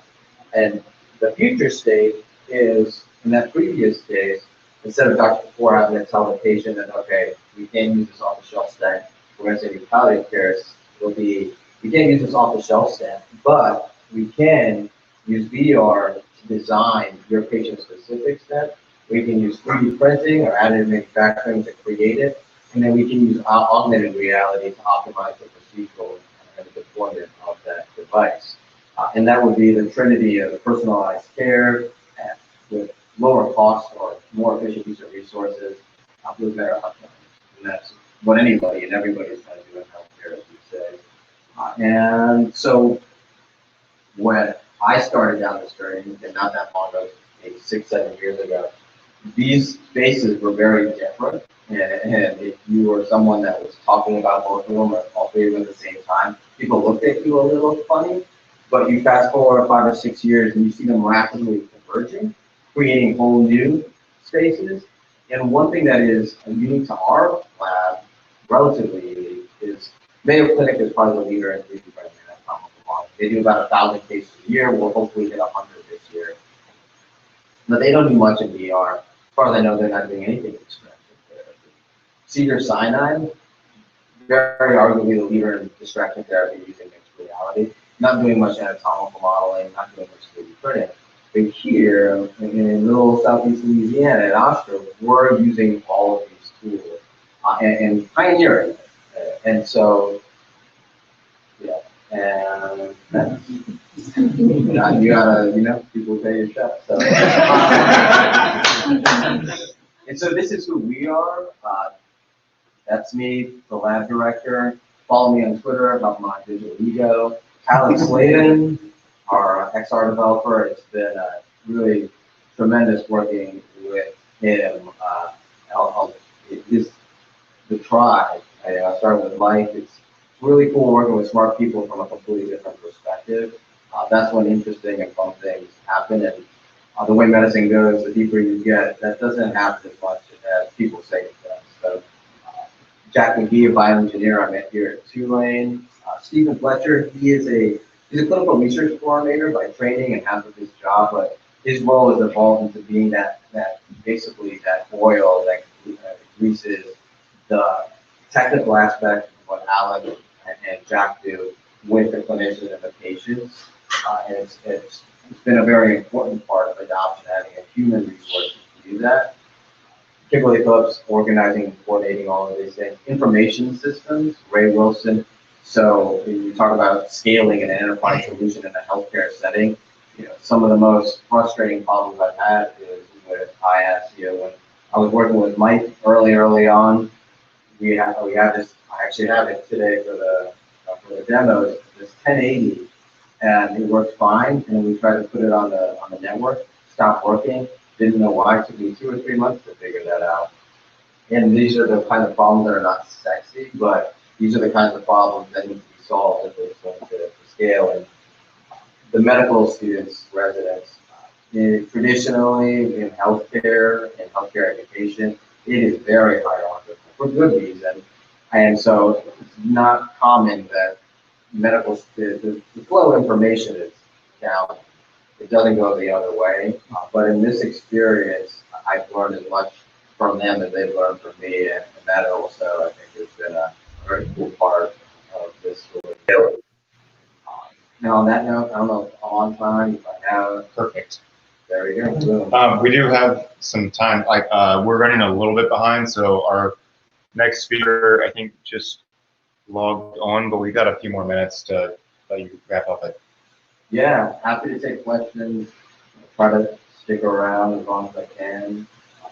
We have some demos possible. What other kind of distraction experiences are you doing besides for the kids? So as far as the experiences? Yeah. So I'll let Alec chime in as well, but we're developing internally some applications and then using off-the-shelf things, YouTube videos. Yeah. The MRI video that they wanted, we actually talked to our medical physicist. MRI machines don't like big magnets. They don't like things that have metal in them. So on the whole, they don't really like having VR cameras around the MRI machine. But we were able to find some YouTube videos from a place in England, and then we did do a 3D video of a PQ room. And then as far as the actual distraction therapy applications, I'm about to want to answer. So the multi sort of the baseline we've been using for computer graphics. It's been useful for some going into the previous years, but also the cutoff point is the reorienting course procedure, not mistaken, electronic, it's a low-fi video game. But like you said, YouTube videos, we can curate some content. We haven't really go into adult distraction therapy yet. I think that that's something that we could do. But there's a surprisingly low amount of quality VR, like on YouTube or anywhere else. I would think, I thought that by now there would be in Netflix, for example, you have Marvel movies that were filmed in 3D, but they're not available for viewing on Netflix in 3D VR, and that's surprising. I'm hoping that at some point soon, just having 3D videos that you can watch in a VR headset will be available so that you can watch something a movie that they like. They already know that they like it. As far as that the engagement, when you talk about traditional medicine, there's this idea of therapeutic window. And we found there's an equivalent in VR, depending on how engaging and also the age and attention level of the patient. The rock skipping application that Alex has made can keep someone occupied for 2 minutes or 20 minutes, and titrating that for the individual as well as the situation. And that I think will be alongside the actual material, be some of the art of getting this really successful. Yeah. So, in your estimation, like what AR technology do you see the most enthusiasm for, versus what AR technology do you, as like a clinician, see having the biggest effect on patient outcomes, like maybe the spinal tap, for example, or something like that? Like, do you see a difference between that, like getting people invested versus what you see is actually having an effect on patient outcomes? So everybody jumps to the projection in a procedure. Mm-hmm. And what we're learning is there's a lot of technical challenges to that, and identifying the right application to attack first. That's kind of the stage we're at. One thing that we learned working with, there's like open surgeons, they have machetes. I'd say like there's like the people with machetes, and then there's people with basically darts and pipes. And so the people with machetes, they find this useful, but at the end of the day, they actually see in vivo, three-dimensional, the liver or the heart. The proceduralists that just do minimally invasive, they're using catheters through arteries or needles for fluoroscopy, they really see benefit because they're like you and me, they never actually touch the vertebral body or the aneurysm. And so having that, and it's not just the three-dimensional, but the stereoscopy, that, because I get that question a lot as well. Why not just put it on a tablet?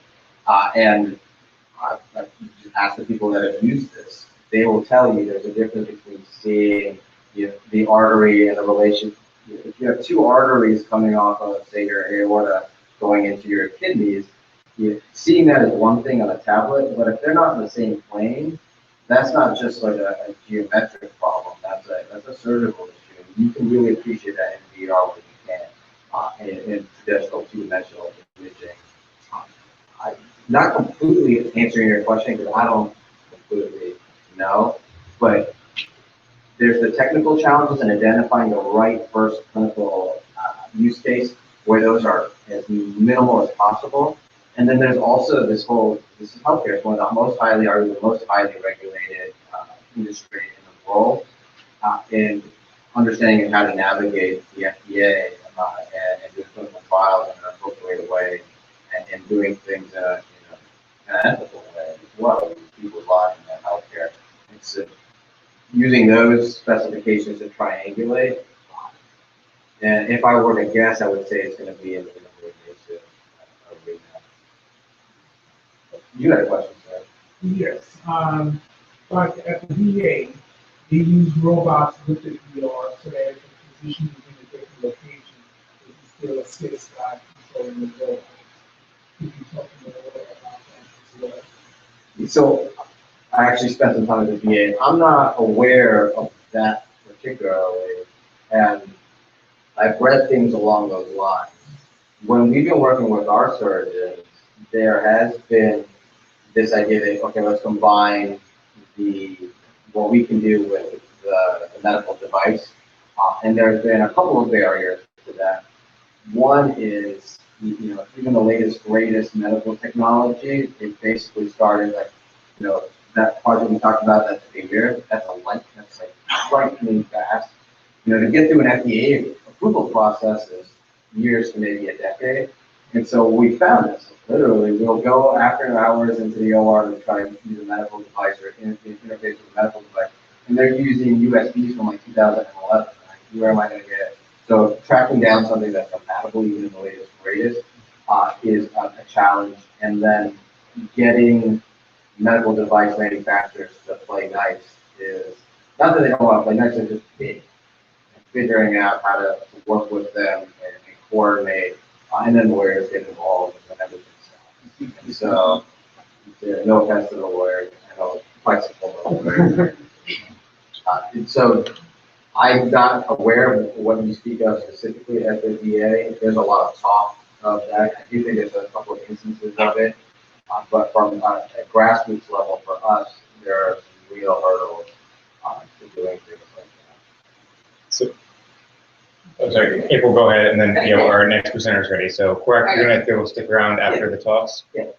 I'm just wondering if you mentioned that like the nurses and doctors are kind of skeptical of the technology, but what's the response been from patients or in the pediatrics as a parent of the kids? Like, do they seem skeptical, excited, not care at all? There's so. Okay. And the Cedars-Sinai hospital I mentioned, they host a VR healthcare conference. If you guys are interested in this, I would highly recommend going. It's this March. I was there last year, and there was a patient advocate who spoke, and what she said, how true this is or not is debatable, the perception and reality. She was like, if you're not going to the hospital that's not using these things, you are not getting the best care that you could be getting.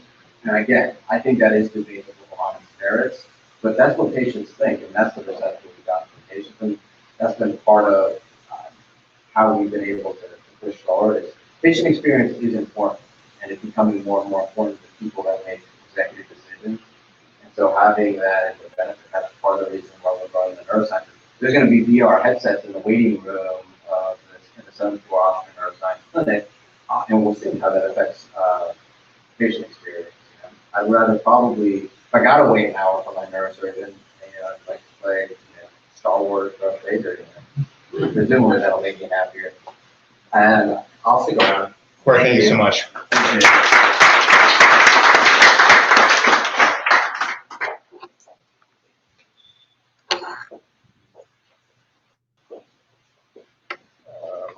Rigel, are you hearing us? I can hear you. Can you hear me? We can indeed. Awesome. Can you see me? Hang on one sec. You were currently a blue wall, which I know you have so much more going on than just this shade of blue. Oh, it's true. I'm in front of a white wall, so. Oh, nice. Well done. You all need to be a part of that.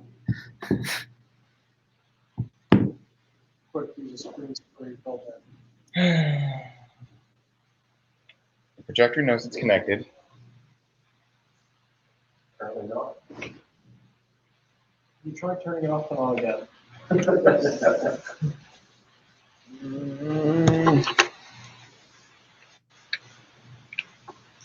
Please hold for projector identification.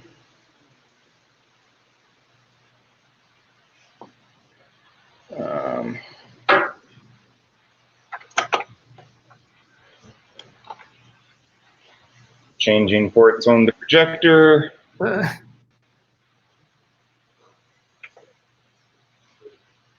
try running the laptop.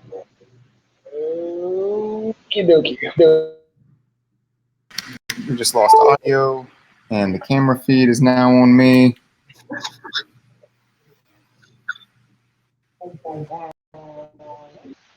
All right. Oh Lord, stop. Stop. Okay. Awesome. Settings. Camera, webcam, microphone is USB, and audio is USB. All right, we're back. We're good. Sweet. All right. All right. Our last presenter for the evening is Rigel Benton. He is the interaction designer at APWOL. Everybody, I really wish I was in New Orleans. It's one of my favorite cities in the world. So this one, I'm particularly bummed I'm not there in person, but I'll try to keep this fun and informative.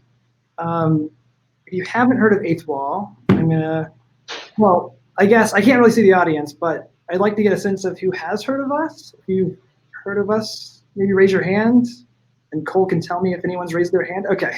Hi. That's great. All right. I will. All right. Can you see my screen? Yep. Indeed. Okay. Awesome. All right. So I am Eighth Wall's interaction designer, and this is I'm going to kind of breeze through a few different things about what we do. But for starters, we create a custom SLAM engine that works in a lot of different places, including the web. So our whole computer vision stack runs entirely in JavaScript and allows you to do things like this, where we can do markerless tracking in normal websites, in normal web browsers on mobile.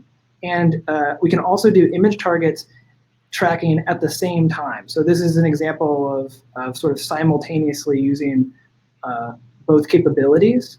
But really, at a much higher level, is we have a modular framework that allows you to not only use our computer vision, but add your own computer vision as well. And this makes it really easy for you to do things like SLAM and image targets with face tracking, while running machine learning models for object detection and that sort of thing. But sort of our bread and butter is doing all of this on the web and using websites to distribute all of this content. And why would somebody want to run AR on the web?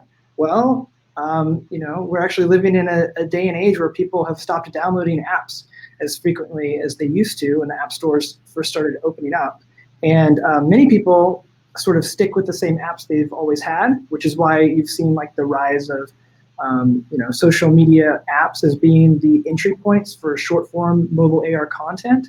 But there's an app that everyone has downloaded already, and it is the web browser that comes on your phone. And so one nice thing about the web browser additionally is that if you can get it to run in a web browser in JavaScript, then it suddenly works on every device, regardless of operating system, and even from a performance perspective, it allows you, if you make it fast enough for the oldest phones, it just runs that much faster on all the newer ones.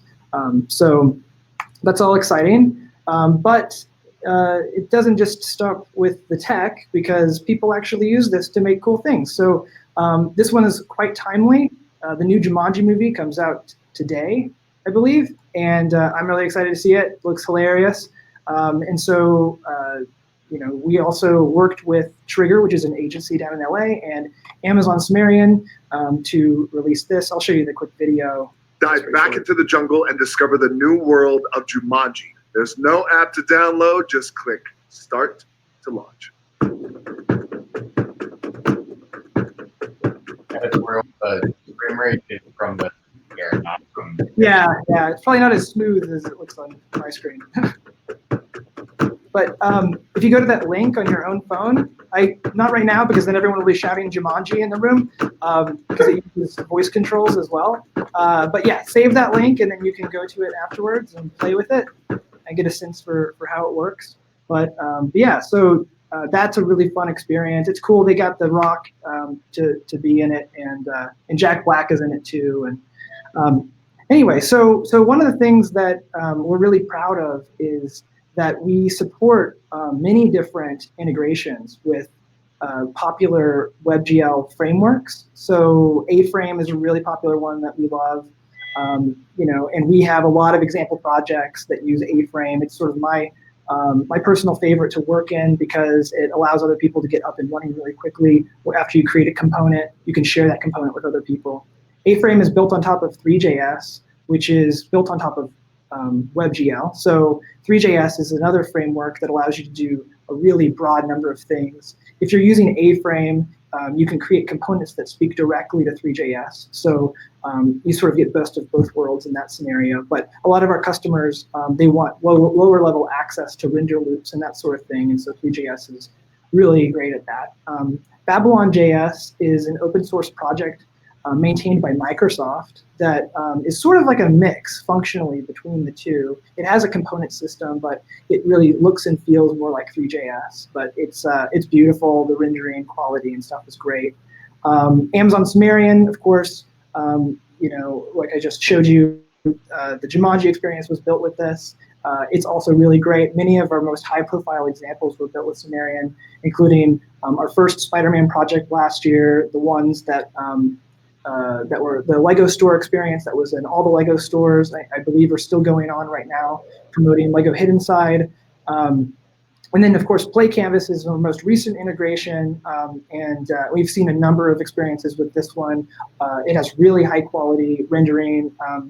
If you go to Mini Australia's site right now and you configure a Mini Countryman, you can see an eighth wall experience there built with Play Canvas that's using real-time reflection probes that textures are being sampled from the actual camera feed, and that's all running in WebAR as well. So really, our sort of our whole thing here is like just being able to support not just things that people already know about, but bringing into the fold new technologies maybe they weren't familiar with beforehand, and sort of integrating that into our whole system.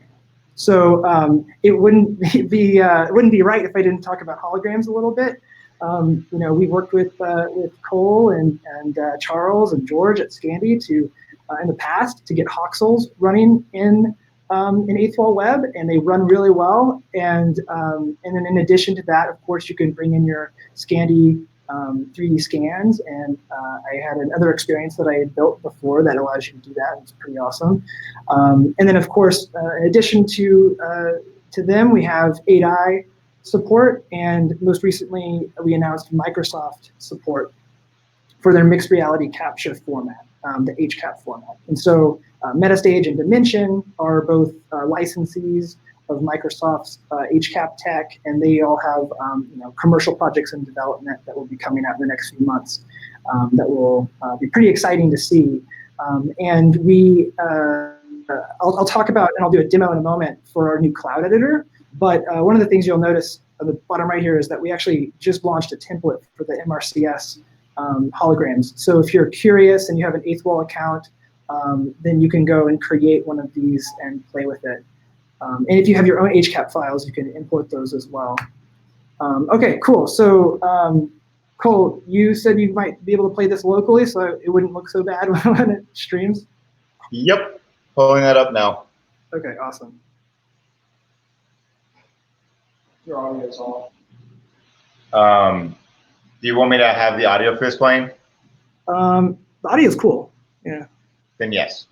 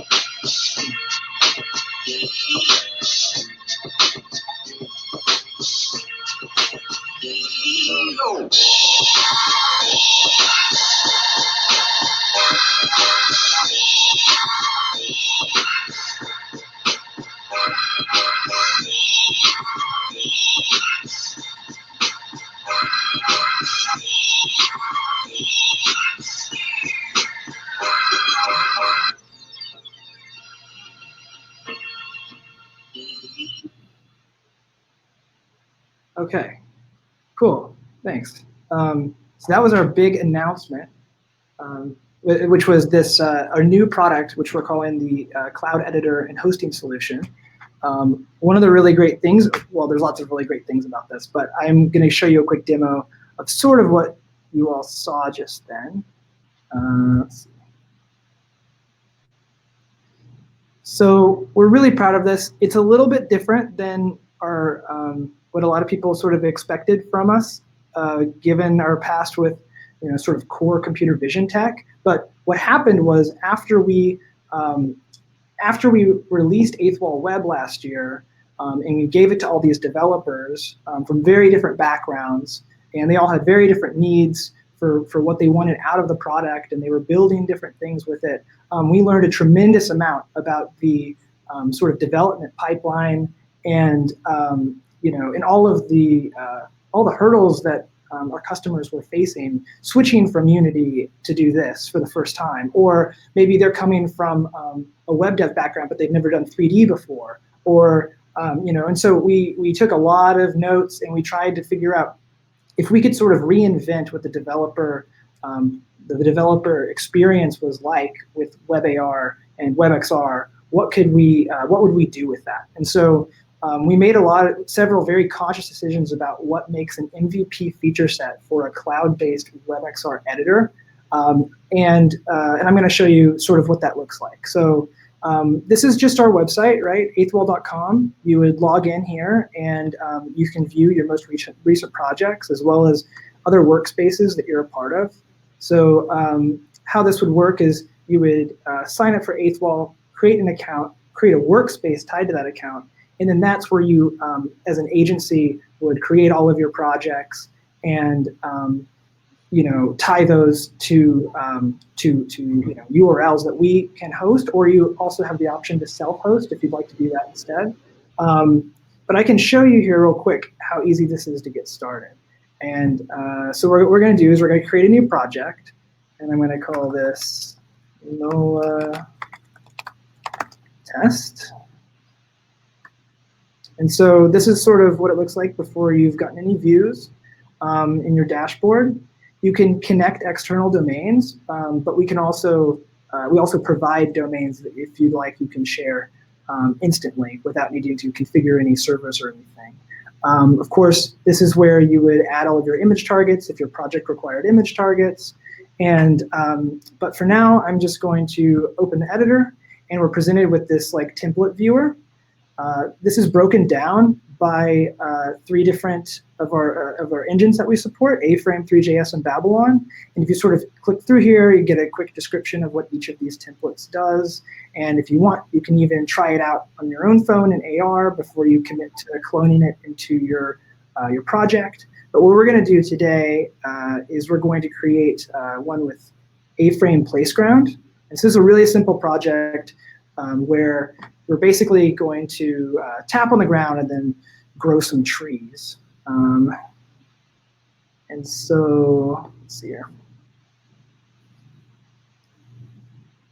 One of the first things that you do is you clone the project, and then you'll be presented with like all of your code, right? So one of the things that I'd like to stress is that this is a pro tool. This isn't a drag and drop WYSIWYG sort of watered down experience. This is something that you can build literally anything you want to at increasing levels of complexity, and we don't cap you in really any way. I mean, we give you all these templates as a starting point, but you can also just simply create something with no files and add everything that you'd like and customize it to your heart's content. It's something that we thought about a lot when we were designing this, was that we wanted to differentiate ourselves from other solutions on the market. That this is a tool for pros. This is a tool for pro developers and for deploying at scale for commercial projects. So anyway, you can kind of see here how this is structured. If you're familiar with A-Frame, you have your A scene that is have all of your objects inside of the A scene. And if you're not familiar with A-Frame, it's sort of something like between the way Unity's game object hierarchy works, kind of combined with the traditional DOM of web development. So your A scene is a tag that sort of wraps around your whole everything within your scene. And then inside of here, we've got an A camera, right? And then you've got an A entities, are sort of like game objects that you can ascribe attributes to, and then these things will sort of do those what you'd expect, right? So one of the first things that happens in this scene is we import a tree model, and it looks like this. So we have a 3D file viewer in here, and if I preview this right now, So I'll open my camera on my phone, and if anyone would like to, they can scan that preview link as well, and you can see what I'm seeing on your own device. But basically, this is what's happening. You can just tap, move your phone around, and plant some trees here, right? And one kind of interesting thing is at the bottom, you'll notice I have this console is what we call it. And here we can actually see all of the devices that are connected to this project. So like my phone, the moment I connected to it with the QR code, and I'll leave this up for a second if somebody else wants to scan in. And so anyway, the moment that I scan in, it links up to my project, and then suddenly, here we go. So we got another iPhone, here, more iPhones, and so I can see as a developer all the devices that are currently connected to my project from here. And oh wow, let's see. So iPhone Club over here. All right, nice. So check this out. So what I'll do next is I'm going to add some more 3D files. Let's make this more festive. It's December after all. And so what I'm doing here is I'm uploading these 3D files and GLBs to be specific. Once we have them, I can then kind of go through here and see what they look like. But I feel like the tree should probably be replaced with like a snowy tree. And so back to my body HTML, I can change this. So instead of pointing to my tree GLB, it points to my snowy tree. Now check out what happens. So when I click this button, it's going to kick off a cloud build. And what this means is it webpacks all of the content that's inside of my project. It obfuscates the code, it minifies it, and then it serves it right back over to all the devices that were just connected. So all of your phones that are connected right now should have just hot reloaded by themselves. And now you'll have the latest version of this project, which is tiny, tiny Christmas trees, which is cool, but we should probably make this a little bit bigger. So this is actually the component that is controlling the animations and the tap spawning of the tree models. And so I'm just going to change this in scale value to be much larger. And then I'll kick off another cloud build. And then these will all hot reload. And so you're sort of getting a sense of like how the development cycle works with this. Obviously, this is much faster than having to build out an entire app to see changes represented that while you're developing. But one thing that's kind of interesting is you notice here on the left-hand side here, I've got all of these little icons. These are indicating changes to my file and additions of additional files. That means, right, that we're tracking all of these changes as you make them. And so when you're like satisfied with the change that you've made, you can go over here and hit the land button. And so what this will do is it's actually taking all of those changes that we just made and packaging them into a change set that I can now land as a commit. So I can even see here the diff of the file that I'm about to change, as well as additional files. I can select which ones I want to commit or land, and then I can say down here in my message added snowy tree. When I hit land, it's actually committing this to my master branch. So all of this is built in. The source control we decided from the very beginning was like a critical component to allowing people to develop complex projects. If it doesn't have source control, that means you can't work in teams and you can't roll back or develop in chunks safely. And so so what that basically results in are simple AR projects that they can't scale in complexity properly. But if we go over to our project history page, we can now see that I added the snowy tree, and it was me who did it. Of course, if I want to go back and click, I can see that diff again.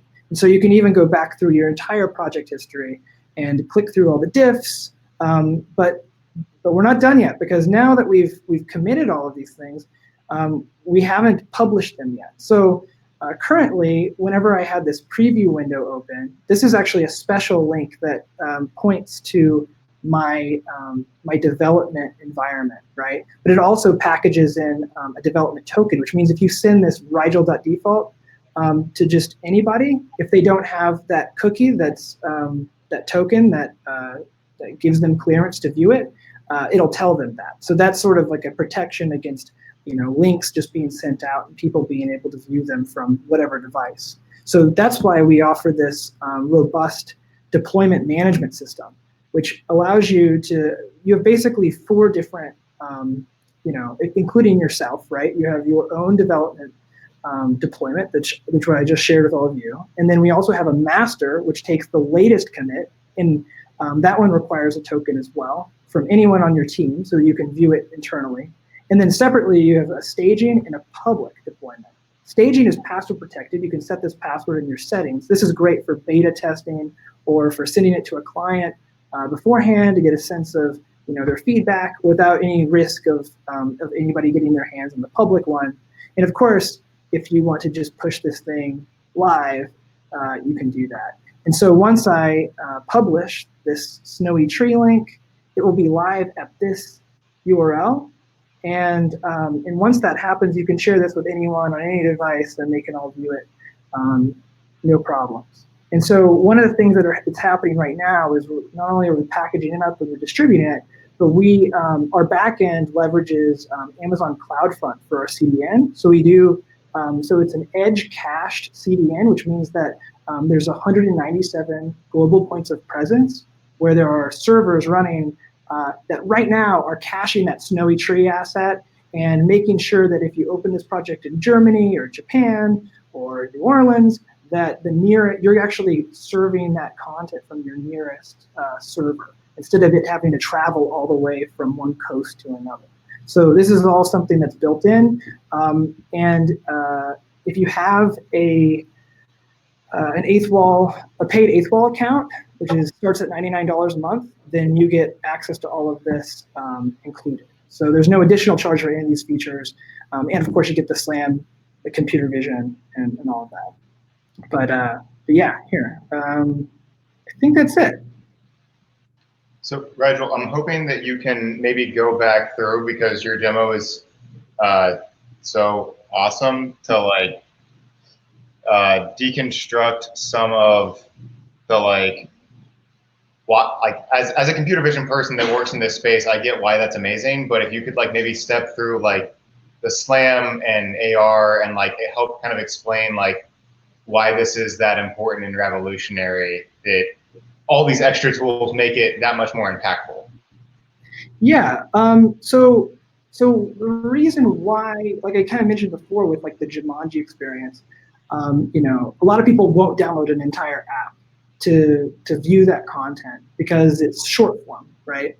And so, but there are limitations sort of inherently with the way that you develop a lot of this content traditionally, right? I mean, if you don't have a robust engineering background, it's going to be more difficult to just get up and running with something like Git, which is a source control client that allows you to track your changes over time, right? And if you can't save your changes in a historical way, and you can't safely merge changes across a group of developers, then it's going to truncate the complexity of what you're building, and it's going to result in watered down, sort of even shorter form content.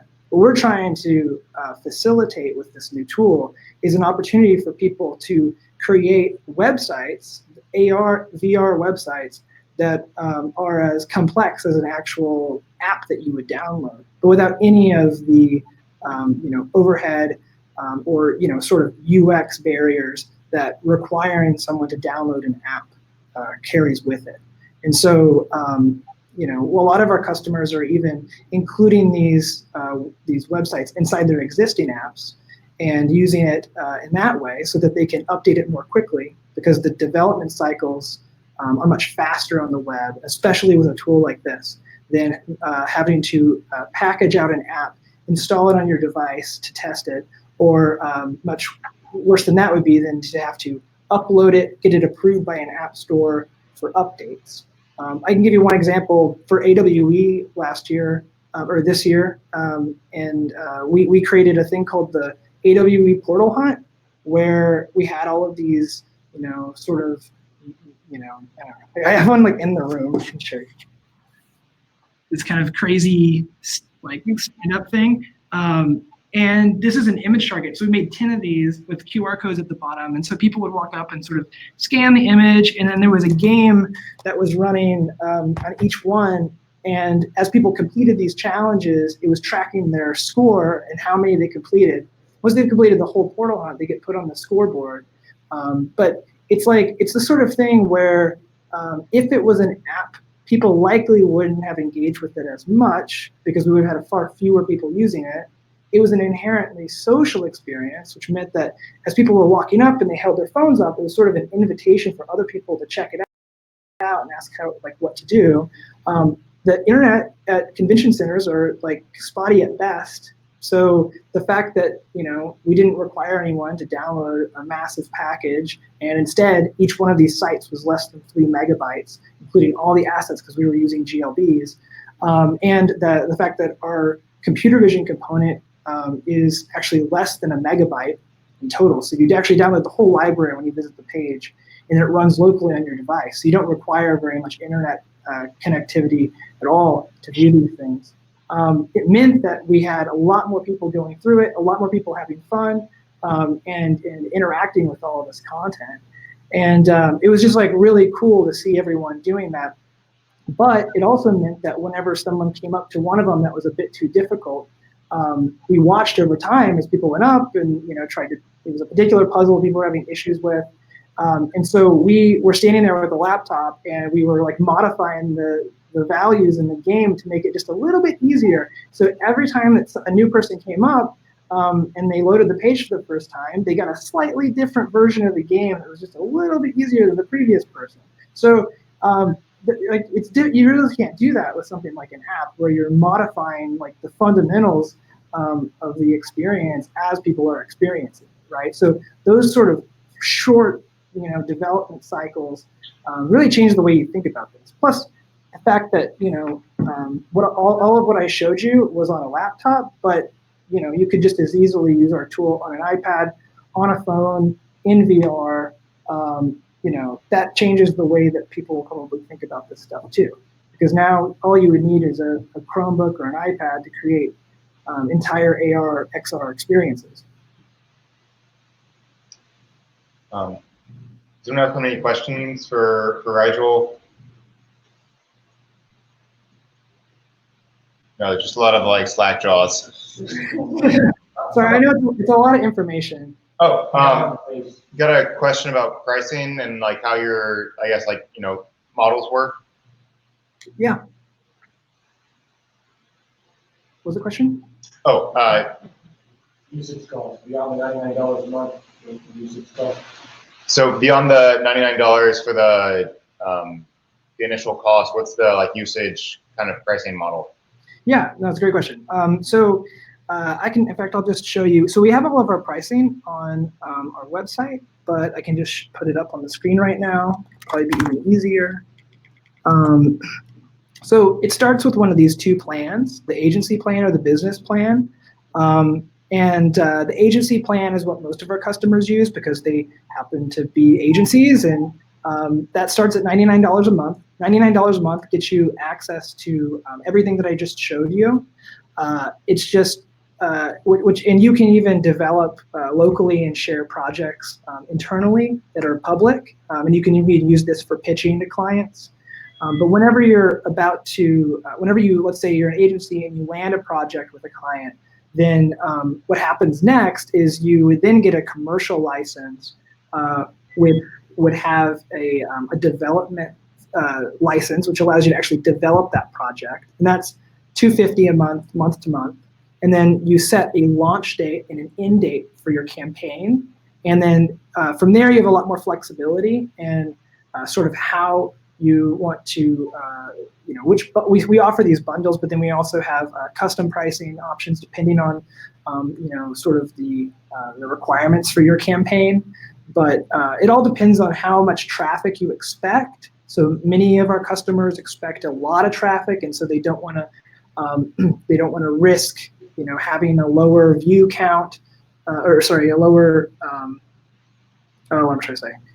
You can sort of see the ways that this is priced out with, like, in regards to, you have a $1,000 a month plan, which doesn't have any views included, but costs a penny per view. And then, as you sort of scale up, if you expect to have a lot of traffic, it's $6,000 a month for this one, but you include 5 million views up front, which is a tremendous amount of views. And then every additional view is much cheaper than, like, the lowest tier. So we get a broad mix of all of these. Some of our largest clients, they prefer the higher traffic bundles because they end up saving more money in the end.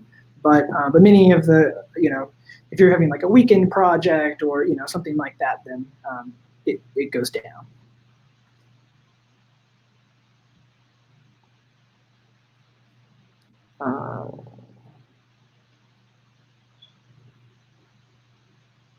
Cool. Any other questions?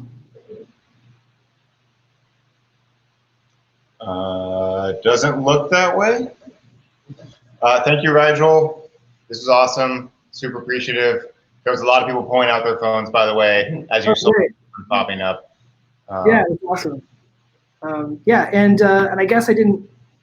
If you have any more questions, email me at rigel@8thwall.com, and yeah, I'm happy to talk with you. And also join our Slack. We have a Slack that we have a ton of support on. Obviously, we're all on it, but a lot of other customers are on it.